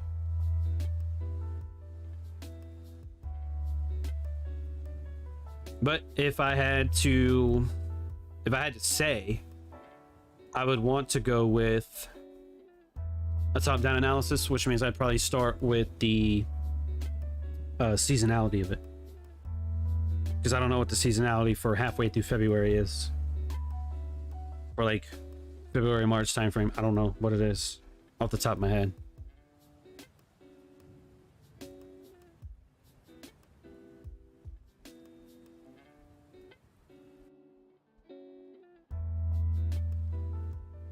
So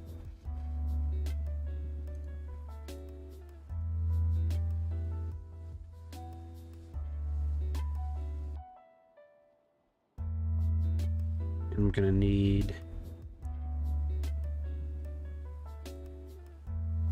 the bomb guy here in a minute. The bomb shooter is what it's called. This footage.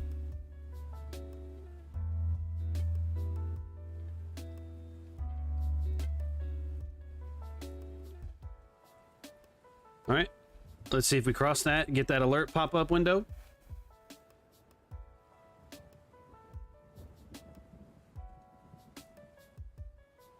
Doc called, but you're back. Expecting my first child in July, so wifey wants to get a checkup and make sure I'm good. Very nice.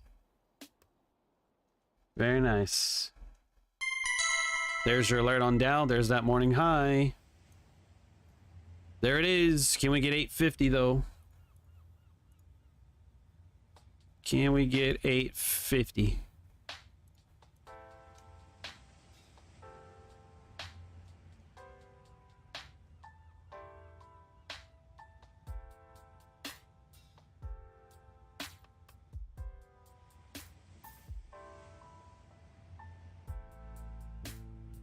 Now, if I was in a trade, I would definitely partial out here. Because we may not get it. Sometimes we just tap into new liquidity and then we fall off. And then sometimes we just jam through it. And if I'm in doubt, I'd rather just that first little poke, that's Audi 3000, you know what I mean?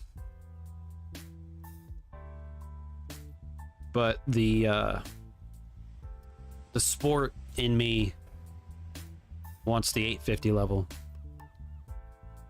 just to see.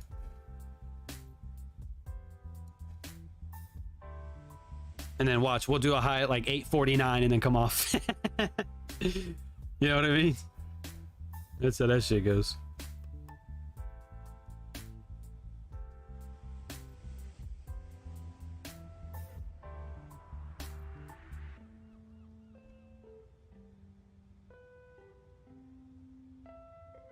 Mmm, 850. Look at that.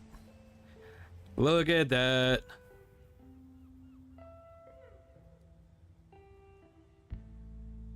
Not bad.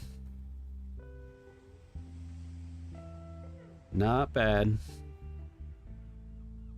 Have you guys had fun today? Let me know in the chat. Let me know if you've had fun watching price action today.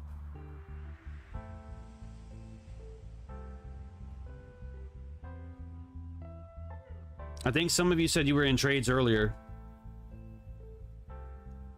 Let me know.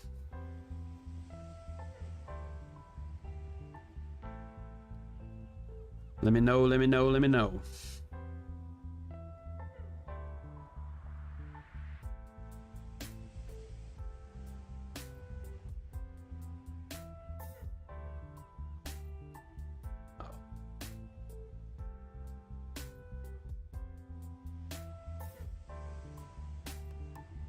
I'm gonna have to take an L on that camo ceramic balloon, but that's fine.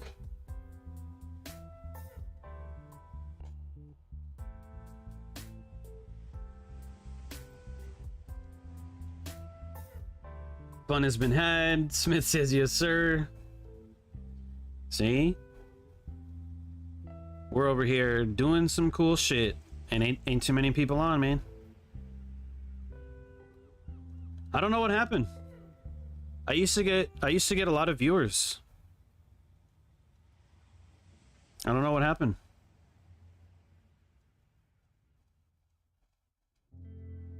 I really don't.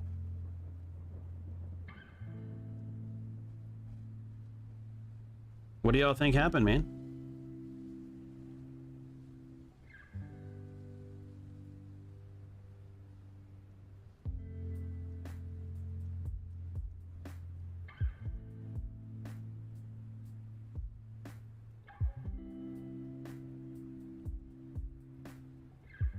I mean, hopefully people are winning somewhere else, but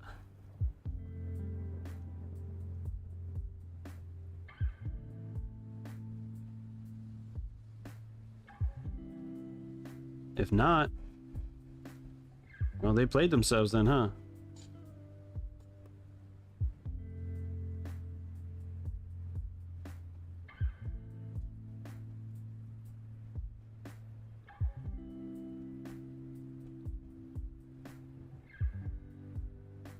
Uh-oh.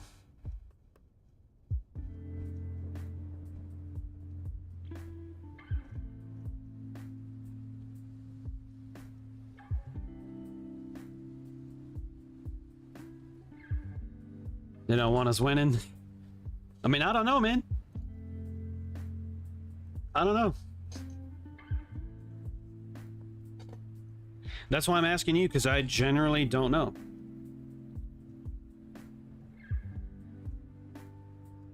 Maybe, you know, it's not a good time. Maybe they don't know that I have a YouTube, or maybe they just want to do something else instead. I don't know. I mean, if people can go out there, be wrong all the time, and get 600-700 people live, I don't see why someone, you know, who's actually a little bit more accurate to be getting like really good viewers. I mean, I don't care. It's not about viewership. Like, whether there's one of you or 1,000 of you, I mean, either way, it's just, you would think that more people would be here. I don't know. I was on a gold long this morning, dipped out before it exploded. I closed around 1824 because I thought the lows were going to get crushed. I was wrong, but that's okay. I'll take a look at gold real quick. I mean, that's pretty much it for Dow. I would partial out majority of the position here. I'd leave a small piece on from down here just to see if we run into the close. Because yesterday we do have a fat imbalance, as Jordan would say. That fat imbalance from yesterday's last hour. S&P. Oh wait, we haven't taken the morning high yet on S&P. Oh no, we did. We did, not by much though. Barely. And then the NASDAQ may end up doing it. It's just having a hard time. Anyway, take a look at gold. Let me start on the daily real quick.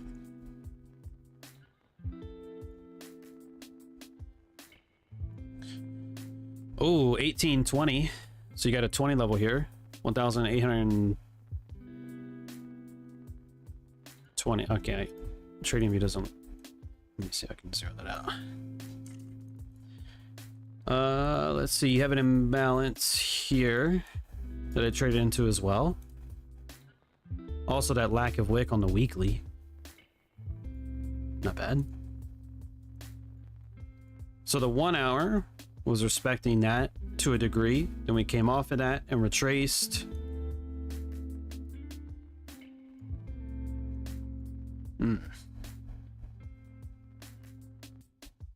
Which lows were you talking about that you thought were going to get swept? People would rather watch sports. Bet. Yeah, more entertaining to them. Well, to me, nothing's more entertaining than watching price and making the monies. But hey, you know, to each their own. So it came back into that this morning at 8:45. Low, high, lower, low. We traded past that, back into it. 618, done. Was there news at 9 a.m. or did it just rally just because? Short-term low? Done.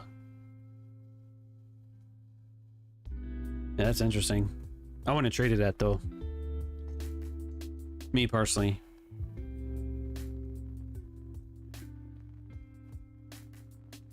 But that is interesting, Willow.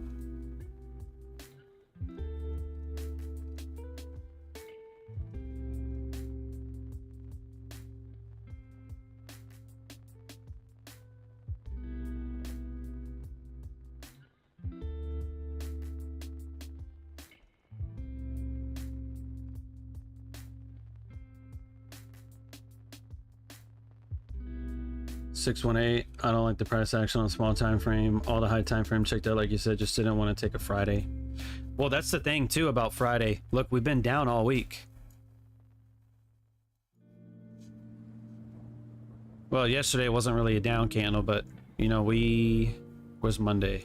Monday down, Tuesday up and then down, Wednesday down, Thursday kind of down, and then Friday was, at the time earlier this morning, was a down day. And then so we're getting like that last day reversal. Does that make sense? Like if you divided it,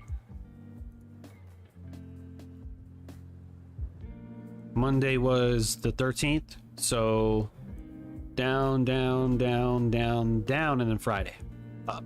You see what I mean? So it's like anyone who's been short all week long, if they've held on too long, well, now they're looking at this and they're shaking it, as some people would say.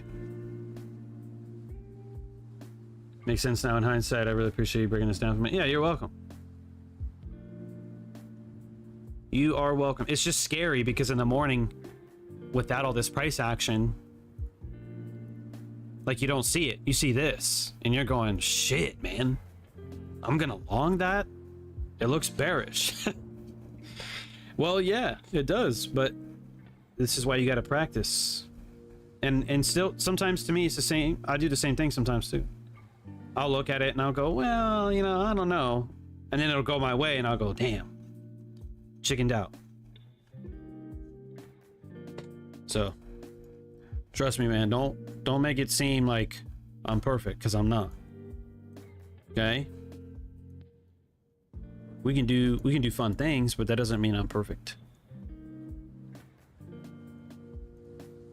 That imbalance is tapped into here. Very nice. Very nice. And it looks like we're just right on the inside of that. Right on the lower end of that. GJ? Ugh.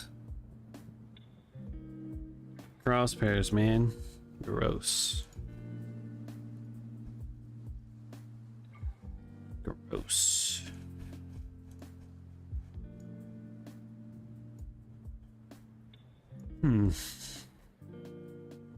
Yeah, this is nasty. This is nasty.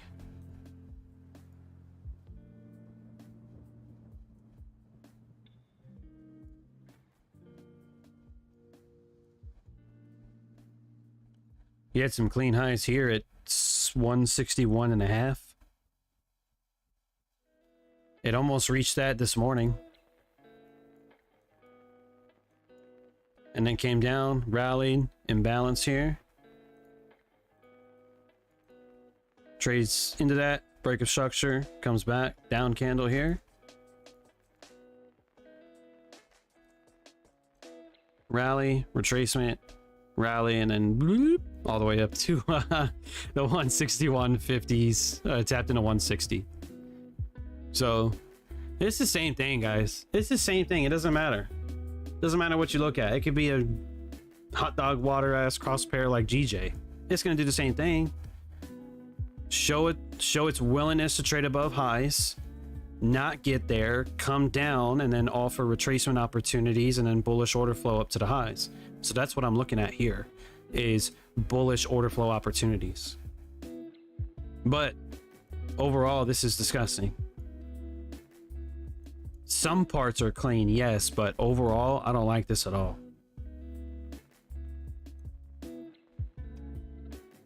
No, it's true though. It's true, Willow. I mean, crosspairs, to me, I mean, I've traded them. I've taken some good trades based off of them, but they're not my favorite. The S&P is, you know, the indices, that's my go-to. That's my go-to. All right, so let's see. We're in the final hour now. We're 5 minutes deep into the last hour. So the Dow has taken this morning's high. The S&P has also done it. The NASDAQ has not. So I still want to see if the NASDAQ is going to trade above that, or if it's going to give us the middle finger and end up trading lower. I don't know. It looks a little bit like distribution. That's just based on price action. Like above this high, and then look at those wicks here. See what I mean? You see what I mean? That looks just a little bit like distribution. I mean, this is a nasty move, guys. From here to here, dude, that's at least... What did we outline earlier? Along there, a stop here, that initial target, well, at least partial, was a 1 to 2, is okay. But up here, that 850 level, that's a 1 to 4.5, bro. That's a good day. That's a good afternoon. That's a good afternoon right there. I would cut it and be done. I wouldn't try to hold this for longer. Because the Dow, it may be in distribution as well. We hit that higher time frame imbalance. We're above a morning session high. We left an imbalance down in here. It may want to come back for. I don't know. If I was long and if I got out here, I'd be done. I'd say 50 minutes left. Shit. In the week? Done. I'm Audi 3000. But let's see what this wants to do.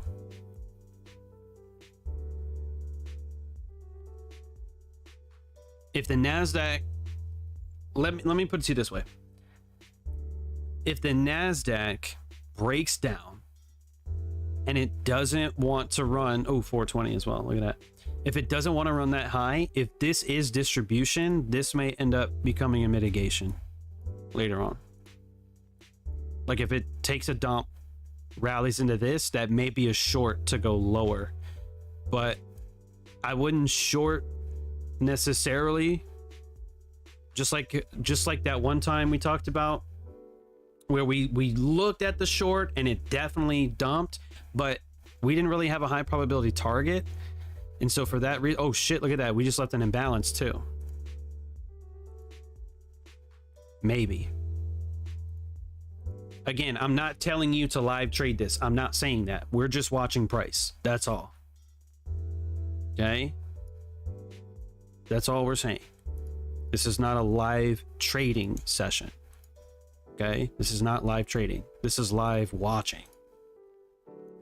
We did set up equal lows there too.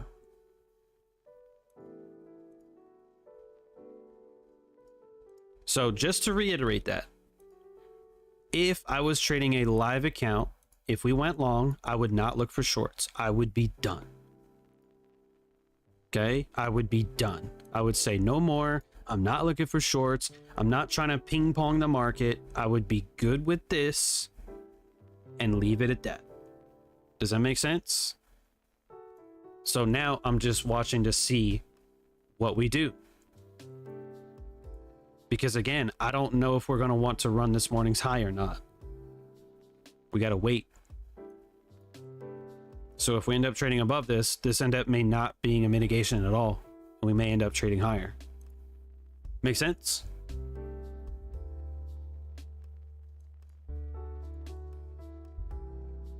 And in between that, I'm on level 50.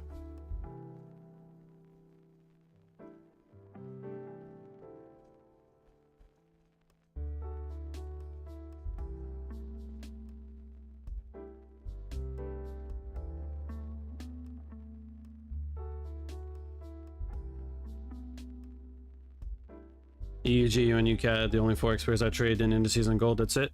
I trade gold sometimes. I traded the euro earlier this week. Yesterday, actually. I don't think I went over that on here, though. I mean, it wasn't nothing, like, crazy.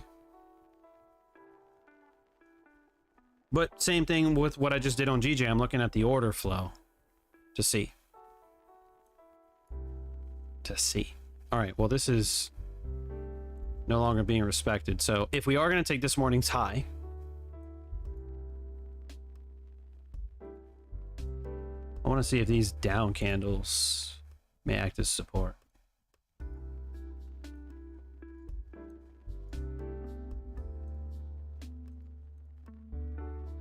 Maybe, maybe not. And again, I wouldn't long this because if NASDAQ is our weakest index, I don't want to be longing the weakest one. That's not necessarily efficient.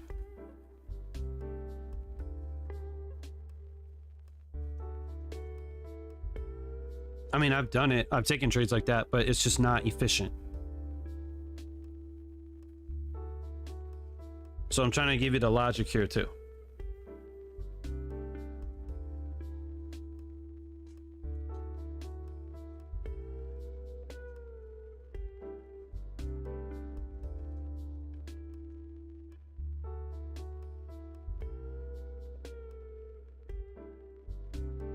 So let me ask you guys this while we're watching. Are y'all subscribed to anyone on YouTube, like an actual membership? Do you guys have any memberships to anyone on YouTube?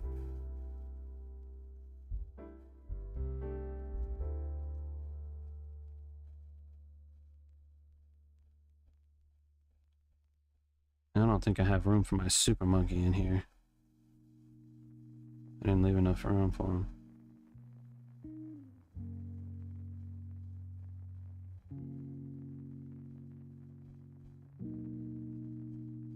Barely. Barely. All right, so those equal lows there look like they're gonna get wrecked.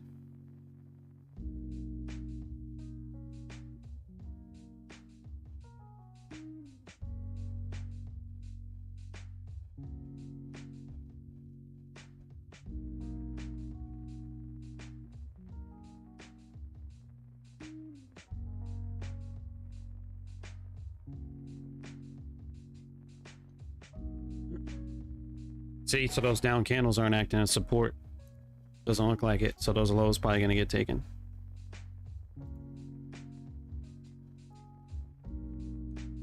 Possibly. Now we're just kind of dancing up here.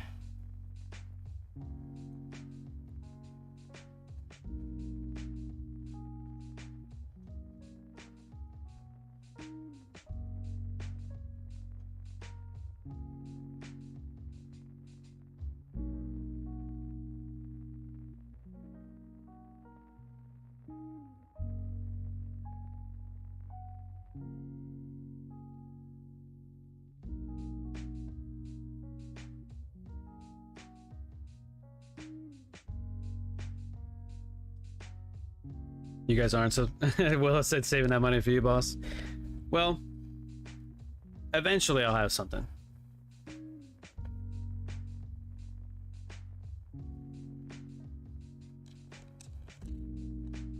Not today, though.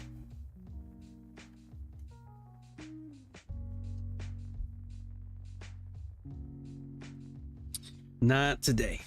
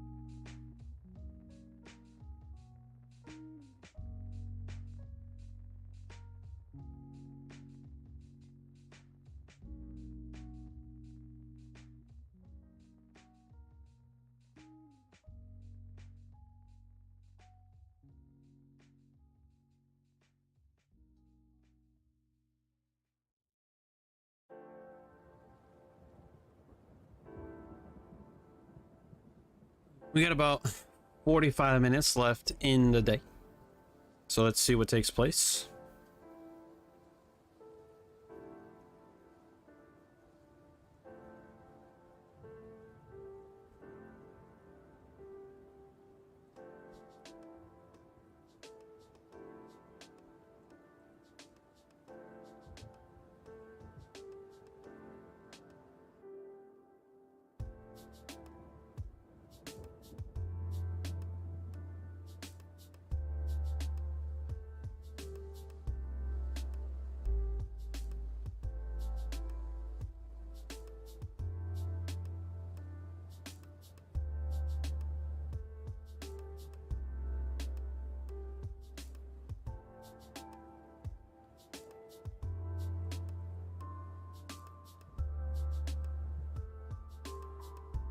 Just excited to hit you with some super chats. I'm not rich by any means, but you deserve it. I appreciate that. Look, if I do anything for YouTube, it's not going to be expensive. It's not going to be expensive. You know, a lot of people tell me all the time that education is expensive. Just watching this imbalance here. So now it should want to run the lows. I mean, they're not like the cleanest equal lows I've ever seen, because this one's kind of hidden a little bit, but them together does make equal lows. It traded up into this imbalance, up candle here, so I want to see it trade lower, lower. Now again, I don't advise doing this, but 15-second imbalance, possibly. See me poking at that and then rip.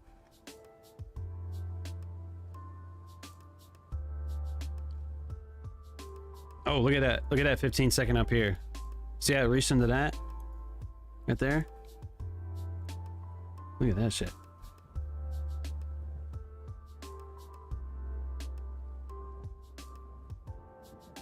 See, now it's going to want to run that low.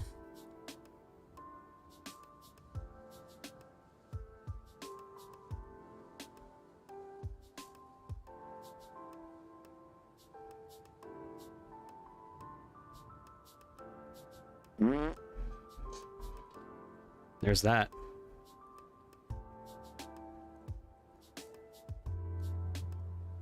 See, now, again, we're just studying price.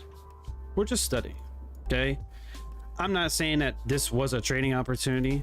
I just want to see what price does. I'm an observer of price. I'm watching price. I want to see. And that's what I was watching in here. I'm like, okay, down in here, we're at the lower end of this imbalance. Then when we came up, it's like, okay, that's fine. But then look at the bodies here. They're staying inside that. And then next candle, boom. Next candle, boom. We run that. And there's a small gap right there. See how it trades into that? Right there? Fuck, I can't even put on the... Sorry, y'all. I can't even... there you go. So look how precise that is. That gap to this gap. See that? If I took the 1 minute off, look at that. Gap to gap. Pretty cool, right? That's pretty cool, right? And now that it took the low, well, I don't know what's gonna do now, but you know, we could end up just sinking.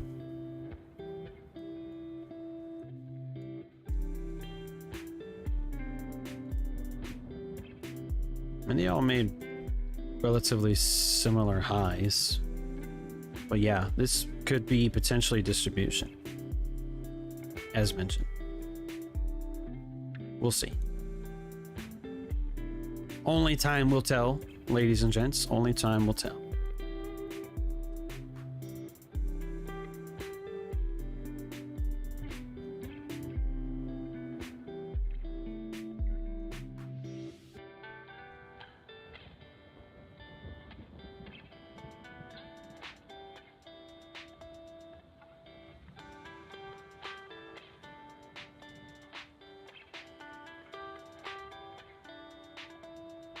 Let me see. In a perfect world, I'd be asking for that IM link, but I just don't have that every month right now, especially with the kid coming, working my ass off to change that though. Yeah, man. You're good. You're good. I get it. I'm 1:30 late. It's all good, man. Well, Kareem, you missed a lot though. We were watching the Dow earlier. We were down in here. We had drew a down candle, or excuse me, a line at this down candle in here, pretending to long that up to these highs, and if so, up to this high. So you missed all that. But go back into the recording. Go back 30, go back like 45 minutes, and you'll see it. It's definitely in there.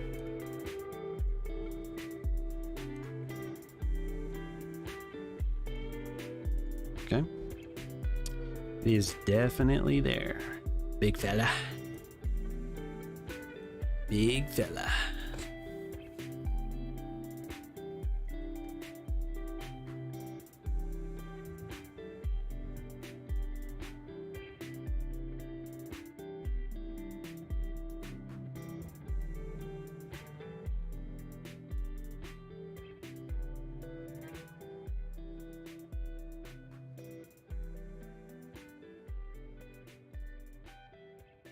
Do you have a name, Willow?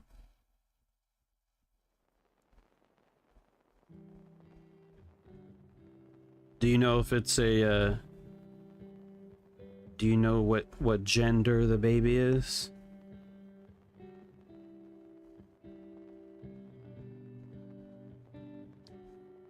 And what did you say earlier? I think you said July? June or July?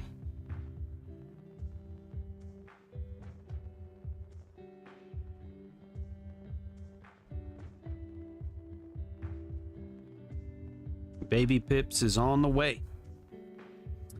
Oh, and I totally skipped your comment earlier too. To get better with Mark Douglas, teachers accepting the risk. I definitely chickened out. Then again, there is something to be said about taking a smaller L to avoid a bigger L. Well, absolutely.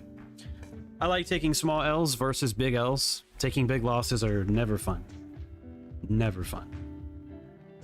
Which is why you shouldn't do it. I would keep my losses small.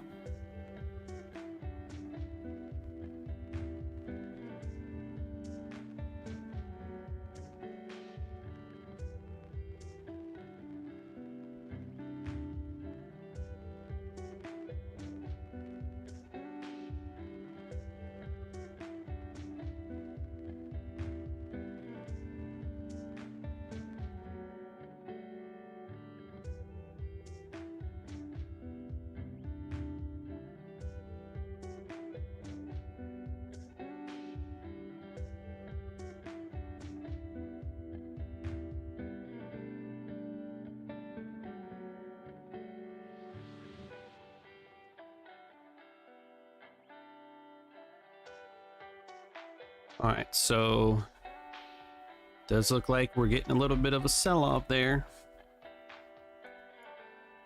So that did end up being distribution. Well, at least on like a small time frame. I mean, we haven't really pulled back all that much. I just want to see what I'm looking for when I'm cycling through like this is I'm seeing if there's any like equal lows and shit. Like that's what I'm looking for. Like, all right, like do we have a downside target? If we don't, then we don't. Like that's what I'm looking for when I do that. It just doesn't look that way. So again, we'll see.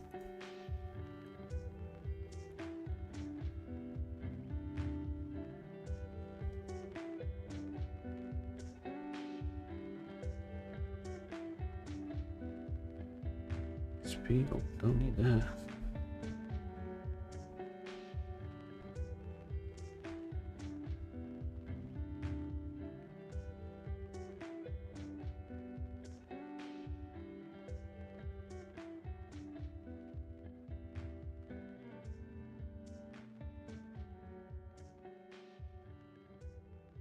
Tier 4 and above monkey banks can take deposits from available in-game cash. What the fuck?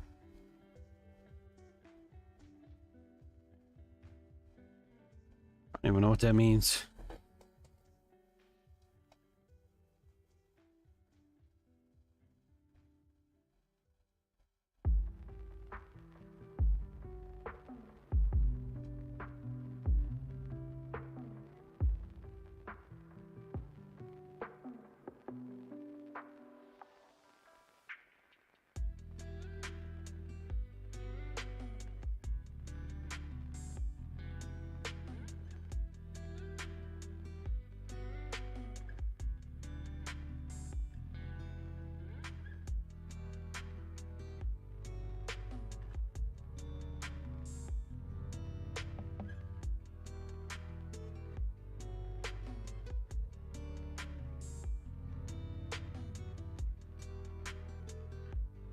Free glue gunner. Oh, nice.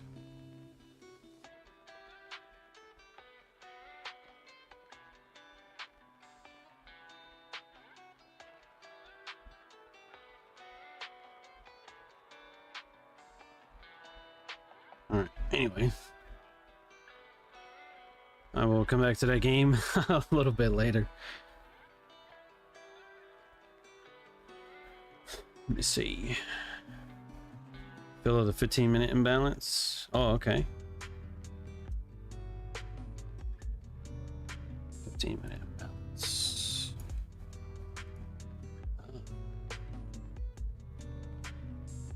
Interesting enough.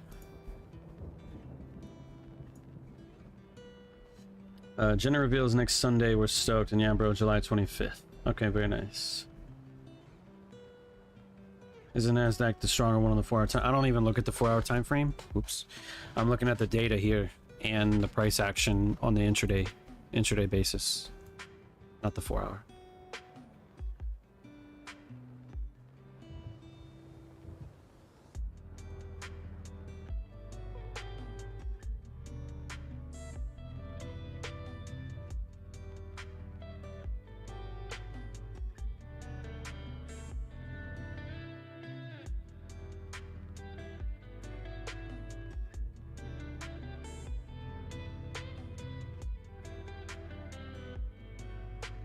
Well, I mean, it's pulling back, but it's not pulling back, and it's not selling off like fast and aggressive.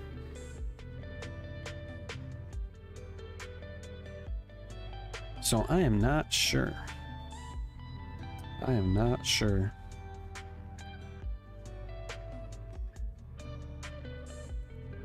We got about 30 minutes left in the day. And then that'll be the close of the week, pretty much.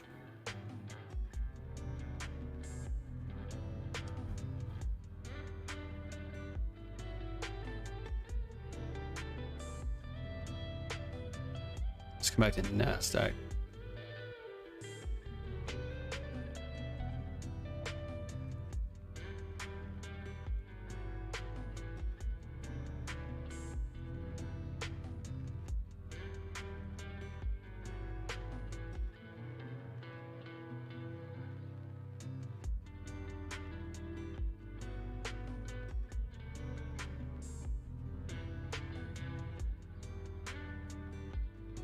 Take that off too.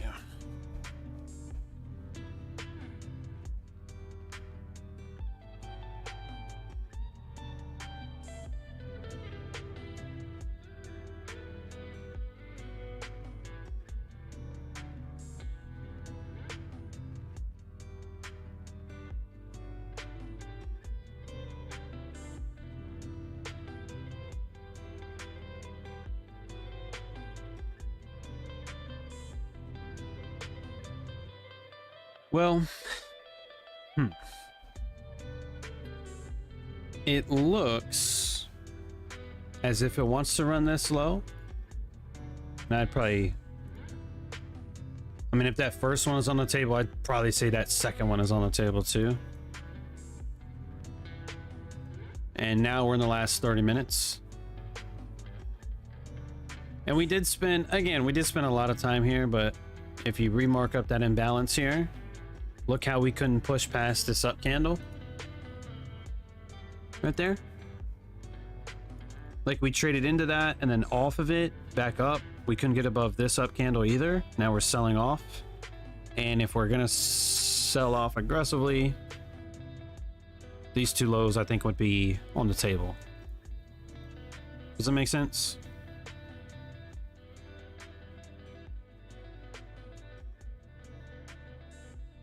But I just don't like this low. Like, yeah, so what I'm saying is like this break of structure here is what I mean. Like this, as we traded down into that, as this was a down candle forming, technically that could be, you know, seen as a break of structure to the downside, but I don't know, man. I just wasn't feeling it 100%. Then we got a little bit more distinctive lower low, then that imbalance we sold off.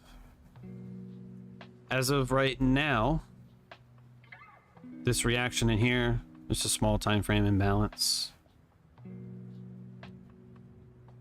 like that. And yeah, I don't know, to be honest. I don't have high confidence. I think it's gonna trade lower, but I don't have the confidence like we had earlier with Dow, if that makes sense. We've had a bullish afternoon, you know what I mean? So you just got to be careful with shorts, is kind of what I'm getting at. but I don't know. Guess we shall see then. But overall, I just don't like it. Know what I'm saying?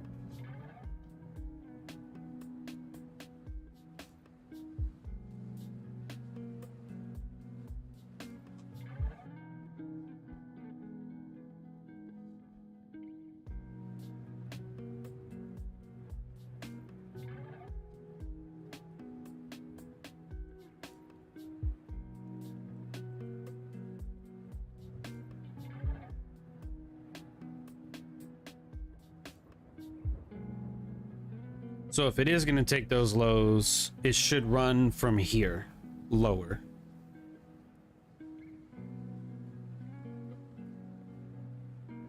If it trades up past the candle it just formed, I might be wrong.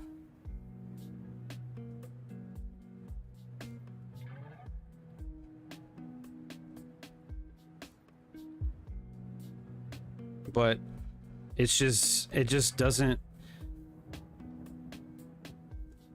It just doesn't look good, is all I'm saying. Like, I'm still studying it and trying to see if I can still get a feel for it, but I think the big moves have already occurred, and I think trying to demand more is pushing it, and I wouldn't want to push it like that.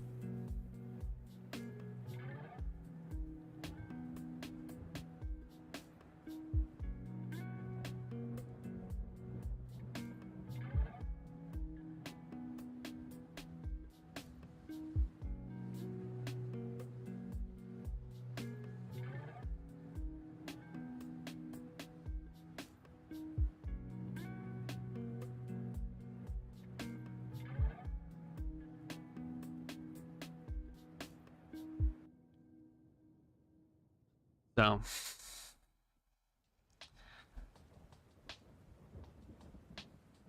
I would 100% not put any money on the table as of now, especially with 30 minutes left. I would not put any money at risk right now, at least today.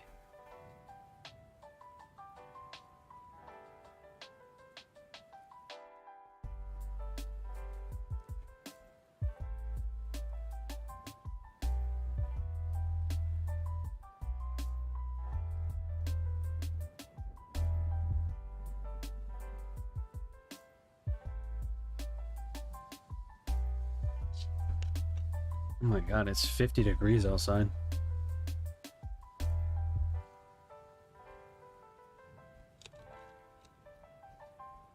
See? I told you that if it pushed past this candle here, that up candle, that I'd probably be wrong. Push past that. So I'm probably wrong. How about that?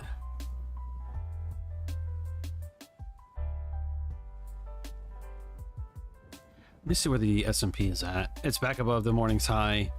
Dow probably is too. So it looks like Dow's going to continue higher. So it looks like it's going to trade deeper into this imbalance from earlier.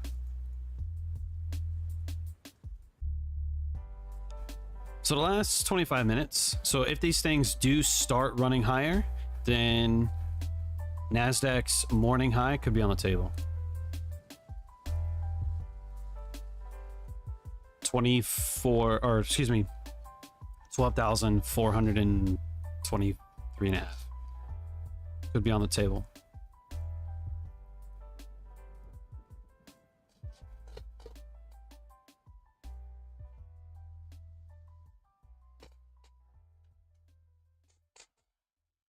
Can y'all hear that? When I squeak when the chair squeaks like that, I don't know if y'all can hear that. Appreciate you, Carlos. Thank you for that. Most of today's stream is done though. Like, most of the big moves have already come and gone. I tried to fix it, dude. I tried to put WD-40 on it, or I can't figure it out. I might have to bring back my gaming chair It's in the other room. I'm gonna have to bring it back. I might have to bring it back.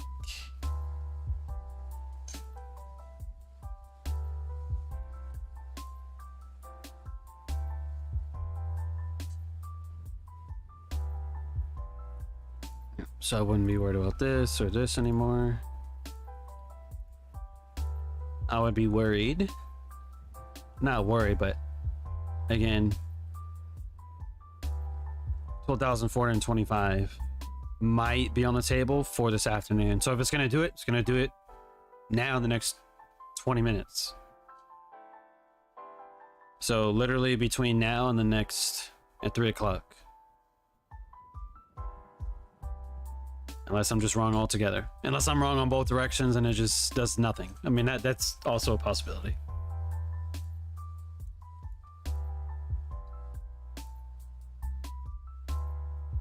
And so this makes me feel good about not being in a trade at the moment.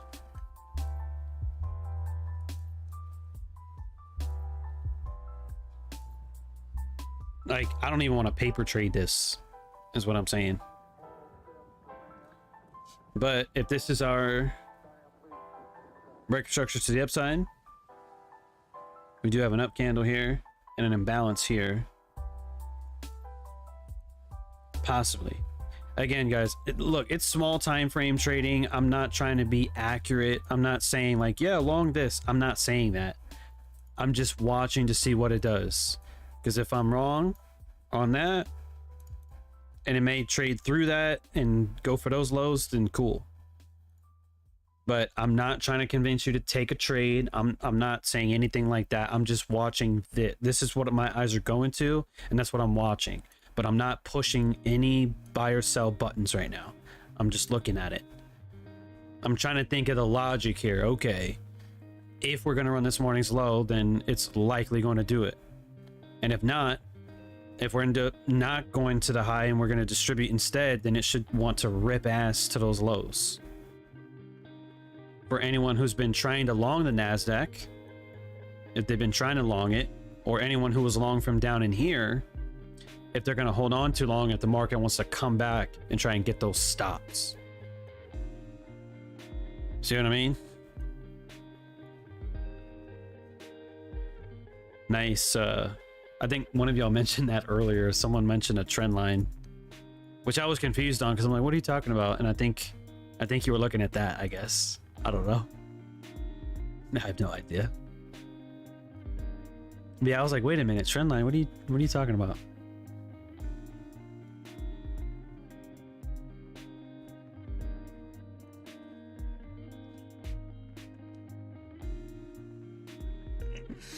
And then we're going to carry on with the rest of our day. I need to go outside and get some fresh air. I haven't been outside all day today.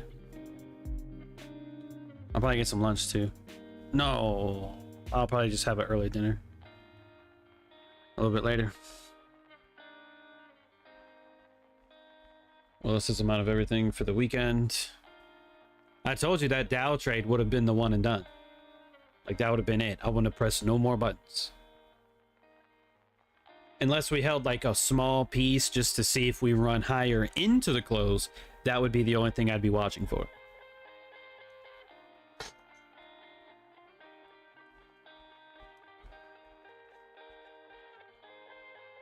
Excuse me.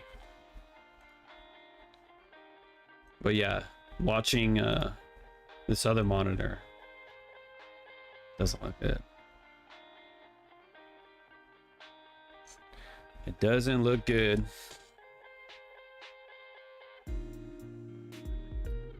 As a matter of fact, wait a minute. Wait a minute. The S&P has created equal highs at 4090.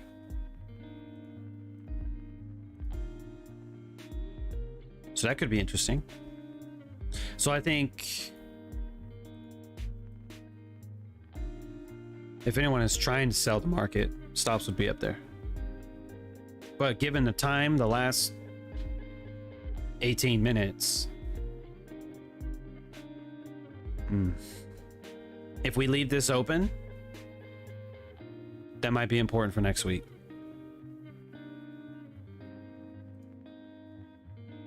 E-mini, same thing. 4090. Well, 90 and a half. So if we end up selling off, if we leave that open, that's going to be important later on.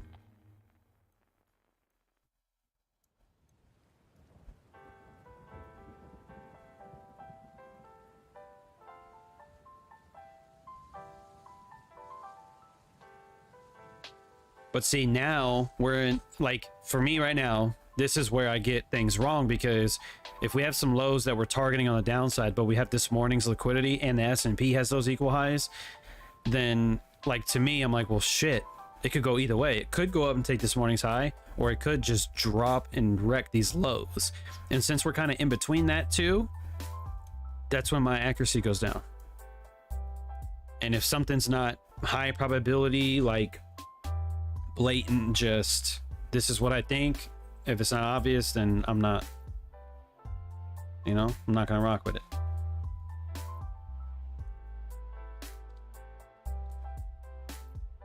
So I don't know what it's gonna do the next 17 minutes.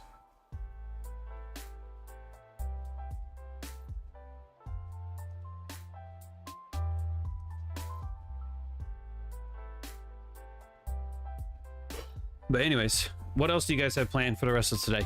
Once this market closes, what are y'all gonna be doing? What are y'all gonna be up to?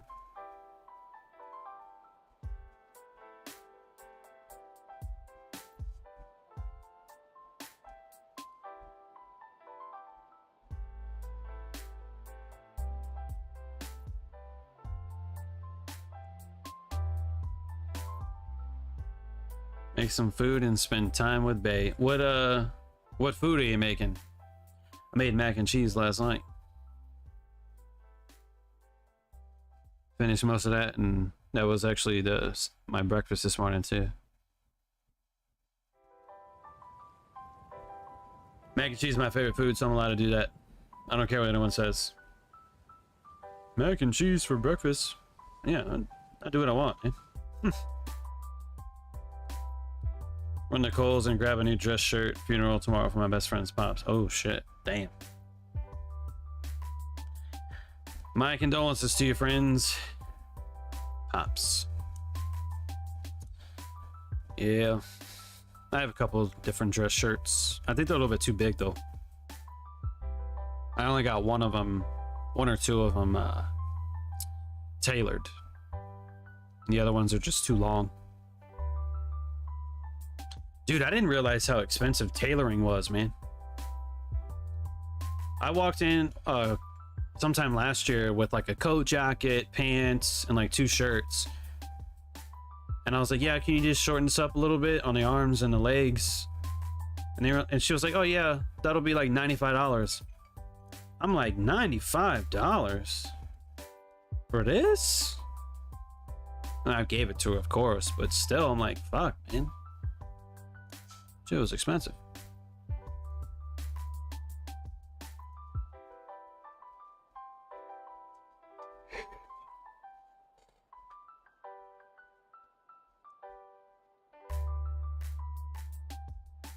And then that coat jacket I've worn like one since then. I've worn it like one time since I've got it since I got it tailored.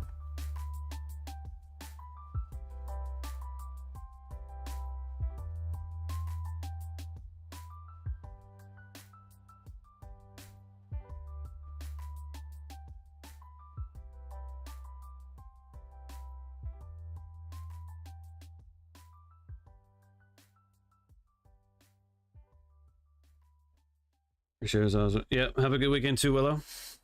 Have a good one. See you next week.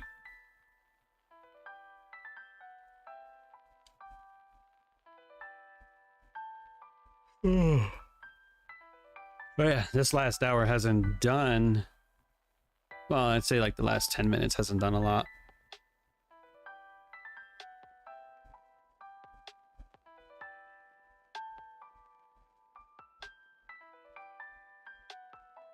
And again, like, I'm glad there have been no buttons pushed, because if we looked at this like an imbalance, see how much time it spent there? It spent a lot of time in that. Too long. And if our stop was at this low, I'd be worried right now. I'd be worried.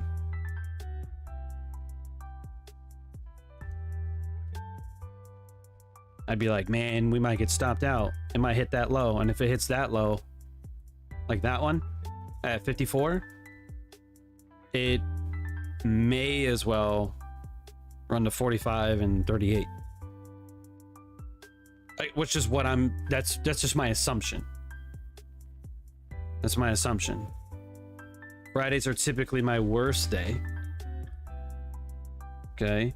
Despite what you saw in the Dow earlier, Fridays are typically my worst day.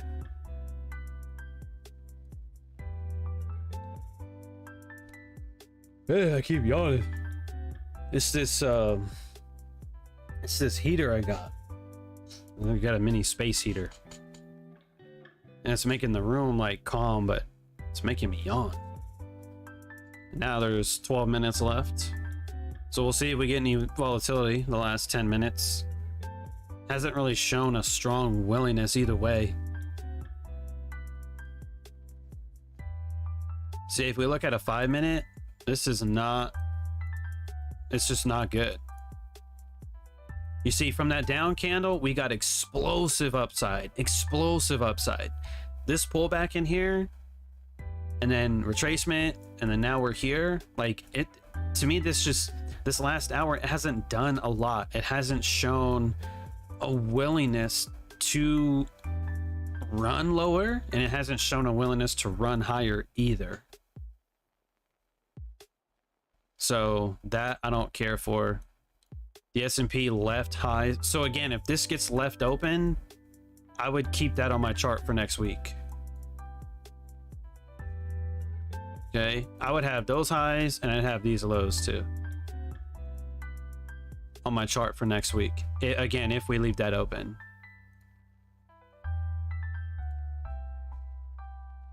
See what the Dow's doing. Ended up making a new high here. S&P equal high. NASDAQ lower. So a little bit of a divergence there. So we could see some selling off here into the close.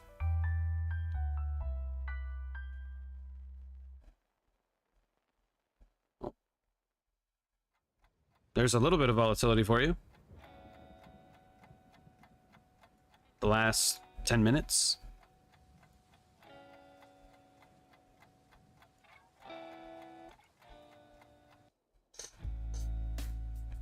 Still got a couple of people on here, but we're pretty much going to shut it down at 3 o'clock either way. For those of you that are still here, if you're not subscribed to the channel already, guys, make sure you hit the subscribe button and like the video so it helps the algorithm. I would greatly appreciate that.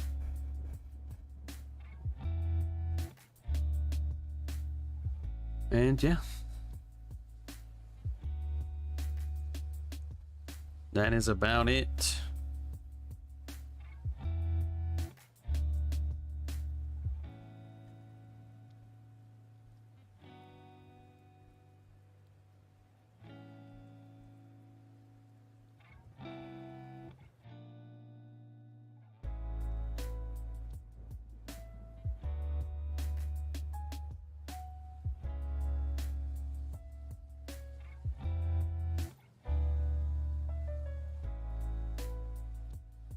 Oh, it left some lows there too. See that? So it left lows and highs. All right, so kind of back in this range again. 9 minutes left. Oh, about almost 8 minutes left, really.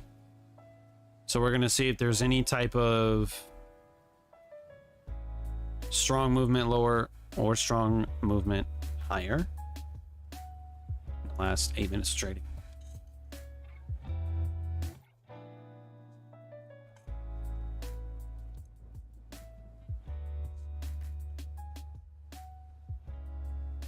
Ooh, excuse me.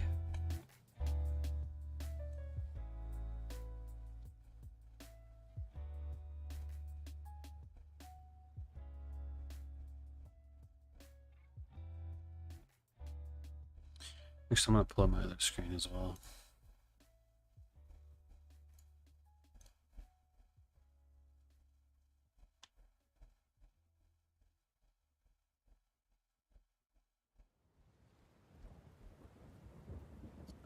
On my other screen, I just have the dollar index on a 15-minute, and then I just have the other three indices as well.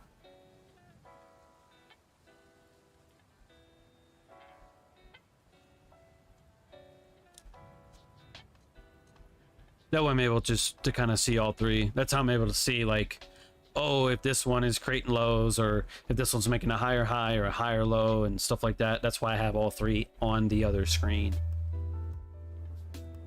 Just so you can see it. I mean, I've shared this before, but that's kind of what it looks like. I just have the dollar over here, and I've got the other three indices here. S&P, Dow, NASDAQ. And then my momentum worry up here too. And that's it. So just in case you were wondering, that's what I have over here on my second monitor. So I'm looking at what you're seeing on this screen, and then what I just showed you is on this other screen. Okay?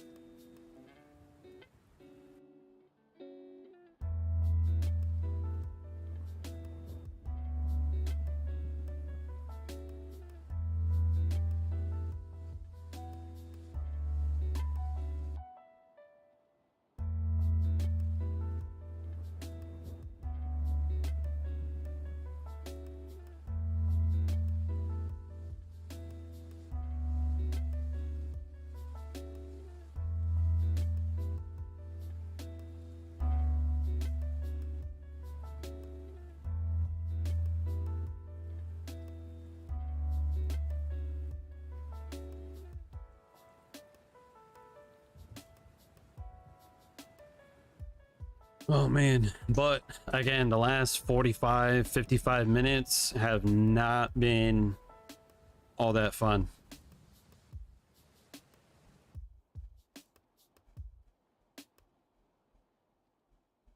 But yep, now we're in the last 5 minutes. So let's see what we do here on this last 5-minute candle.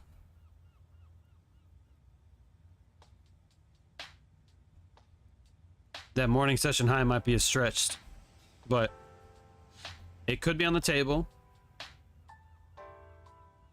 But to me, it's still a stretch.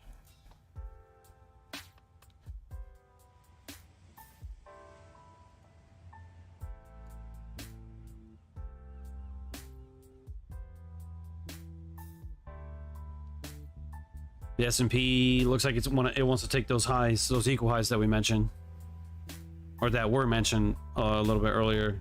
It's only like a couple points off. I mean, I can't tell the point system because the timer's right there, but it looks like it wants to do that. And again, since we're only a couple minutes left into the session, I'm definitely not pressing any buttons right now. Oops.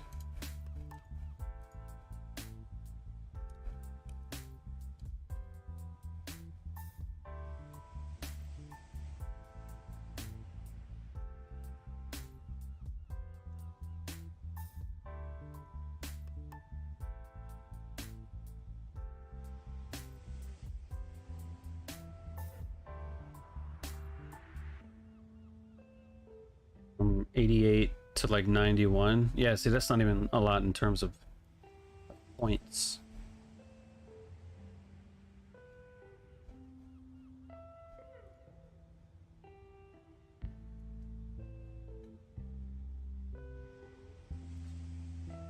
Well, 3 minutes left.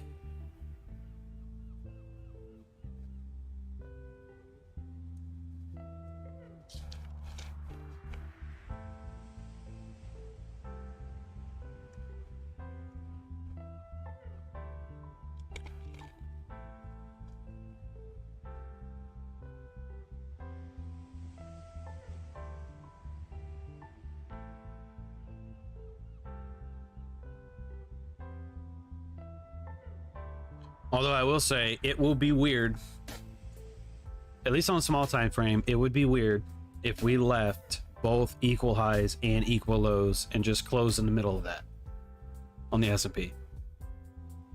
I think that'd be a little strange. I mean, it's possible, but I usually don't see that. Well, number one, I usually don't pay attention to the last hour on Friday. that's usually the case. I don't usually do that. Or like what we're doing now, I don't usually do on Fridays. But I have brought it to YouTube, you know, but I like doing stuff like this more so on Tuesday, Wednesday, Thursday.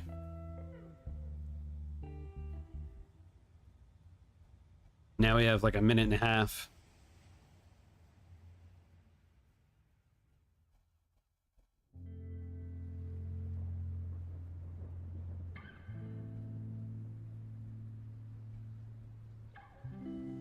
And then that is going to be all she wrote.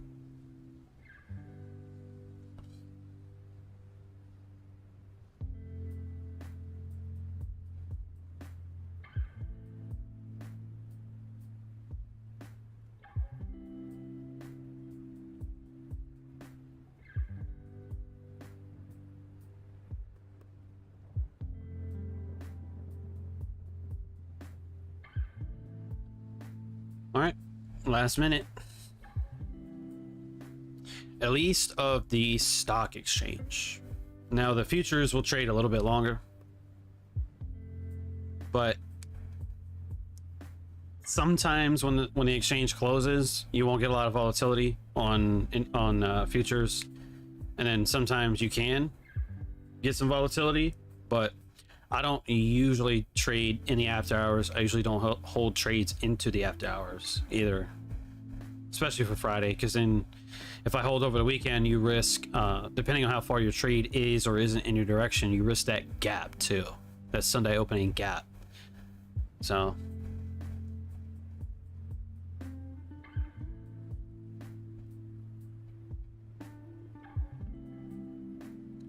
all right, and there is your close of the stock exchange. So there's 3 o'clock close. And I might give it like 5 to 10 more minutes, just to see if there's anything that goes on in the after hours. Let me just look up something real quick.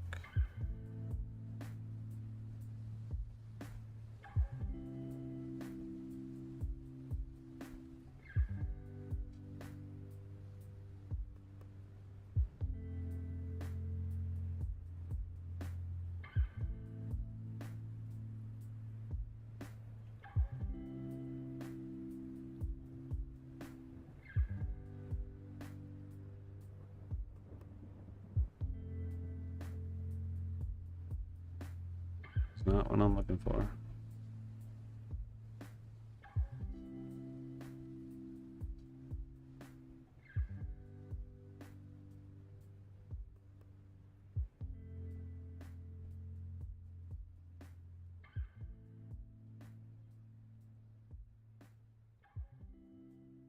That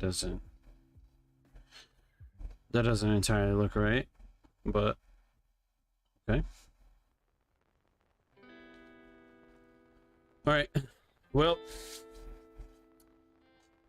anyways, that's pretty much gonna wrap it up for today.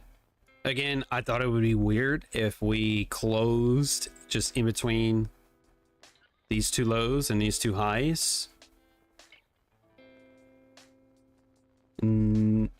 Again, it's just not usually what I see. It's not usually what you find. But here we are. So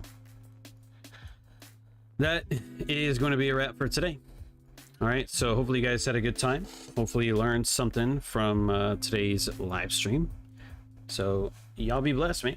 Naruto, you're welcome. Thanks for being here. I appreciate you guys. Do I still watch charts all day, every day? Kinda.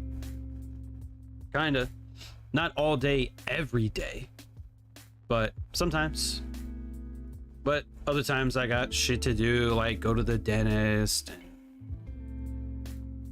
you know, go buy groceries and stuff like that. I still do things, but Mondays and Fridays I want to be here with y'all. Okay. Is that real financial freedom when we sit down on the chart all day and trade our time for money? Or what is financial freedom meaning for you? So financial freedom means you can do whatever you want to do that you can afford. Okay. Time freedom, you can do whatever you want to do. You know what I mean? Because you can have time freedom but not financial freedom. You can have all the time in the world but no money. Sometimes you can have both. You can have all the time in the world, all the money. Well, not all the money in the world, but you get what I'm saying. You can have a lot of money and a lot of time. Okay. I don't mind sitting in front of the charts all day. I don't. I like it. I like watching price, even if I'm not trading. I enjoy doing what I want to do with my time. Now, some people disagree on Twitter. All you need is an hour. All you need is 2 hours. Look, if you only want to trade for 2 hours and you don't want to do any more than that, then be that way. It's your life, it's your trading account, it's your time, it's your money. You do what you want to do. I want to be here. I want to be in front of the charts. I want to watch. You know, sit here, play video games, and do what I want with my life. I like that. You know what I mean? Could I go anywhere in the world? Yeah. You know? Could I go and, you know, deck myself out in Gucci and go get steak and lobsters every day? I could do that shit, but that's just not what I want. I don't want that. You know what I mean? I don't like people. I don't like downtown parking. You know what I mean? I don't have as much fun as everyone else when they go out. You know? Oh, let's go club hopping and this and that. So let's go overpay for drinks, spend fucking $50 on parking, and, you know, dance and listen to loud music and shit. Okay, that's cool, but it's way overpriced. I don't like that. I don't enjoy myself doing those things. Not anymore. I'm fucking 29 years old, bro. I don't do those things anymore. I don't care about Gucci and all that shit. This is a Hanes black t-shirt. I'm in black shorts. You can get a 6-pack of these shirts for like 20 or 30 bucks. I don't care about designer shit. I got a couple, you know, I got a lot of cologne, a few cologne, not a lot, but I got some cologne and stuff. I have, I mean, I wouldn't call Ralph Lauren designer, but I have a few things by Ralph Lauren. Yeah, like the socks and some of the collared shirts and the cologne. I like that stuff, and I got a few designer colognes, but I don't need all that shit, bro. I think it's dumb, man. I really do. But back to your question. You know, freedom is about the ability to do what you want to do when you want to do it. You might like traveling every weekend. If that's what you want to do, then go for that. But guess what? I don't like sleeping in hotel rooms. Airbnbs are better, but it's still not my bed. It's still not my pillow. It's still not, you know, my house or my room. And I'm not comfortable. I don't sleep well when I travel. You know, having to wear a fucking mask on a plane, I don't like that either. You know, so I'm not enjoying myself on the plane. I'm not enjoying my sleep. I just don't enjoy travel as much as most people. So freedom is, again, doing what you want to do when you want to do it. I like being at home. I like playing video games. I like, you know, the same I don't want to sound like I'm fucking 16 again, but it's, you know, you do whatever you want to do, man. That's what freedom is. But for the most part, I don't like what everyone else likes. You know, people tell me all the time, it's like, oh, John, you know, you're young and you can travel everywhere, you can spend all this money and everything. It's like, I could, but I don't want to. I don't want to. And I think if you dive a little bit into stoicism, if you read about Masonius Rufus, Epictetus, Seneca, Aristotle a little bit. I don't remember. I forget. I think it was Cato. You know, someone like Cato who, I think it was him. I might be wrong. You know, walked around in like a robe, like raggedy clothes. He slept outside, slept on the floor. You know, because he didn't care about materialistic things. And I'm kind of becoming that way a little bit. Not to like the full extent, obviously. You know, I'm not going to sleep outside, but, you know, I just don't care about what most people care about. So, I know, and a lot of people don't get that. They don't understand that. Man, if I had money, I'd do this and that. Yeah, but you don't, though. But you don't have the money yet, or you may not have the freedom yet. And when you do have it, you might change your mind. You know what I mean? You don't know what you have until it's gone, and you don't know what it's like having something that you don't have. It's as simple as that. Man, if I had X number of dollars, I'd do this. You don't know what you would do if you had that much money. You don't know. So, anyways, I'll leave it here. Y'all be blessed. I will see you guys next week.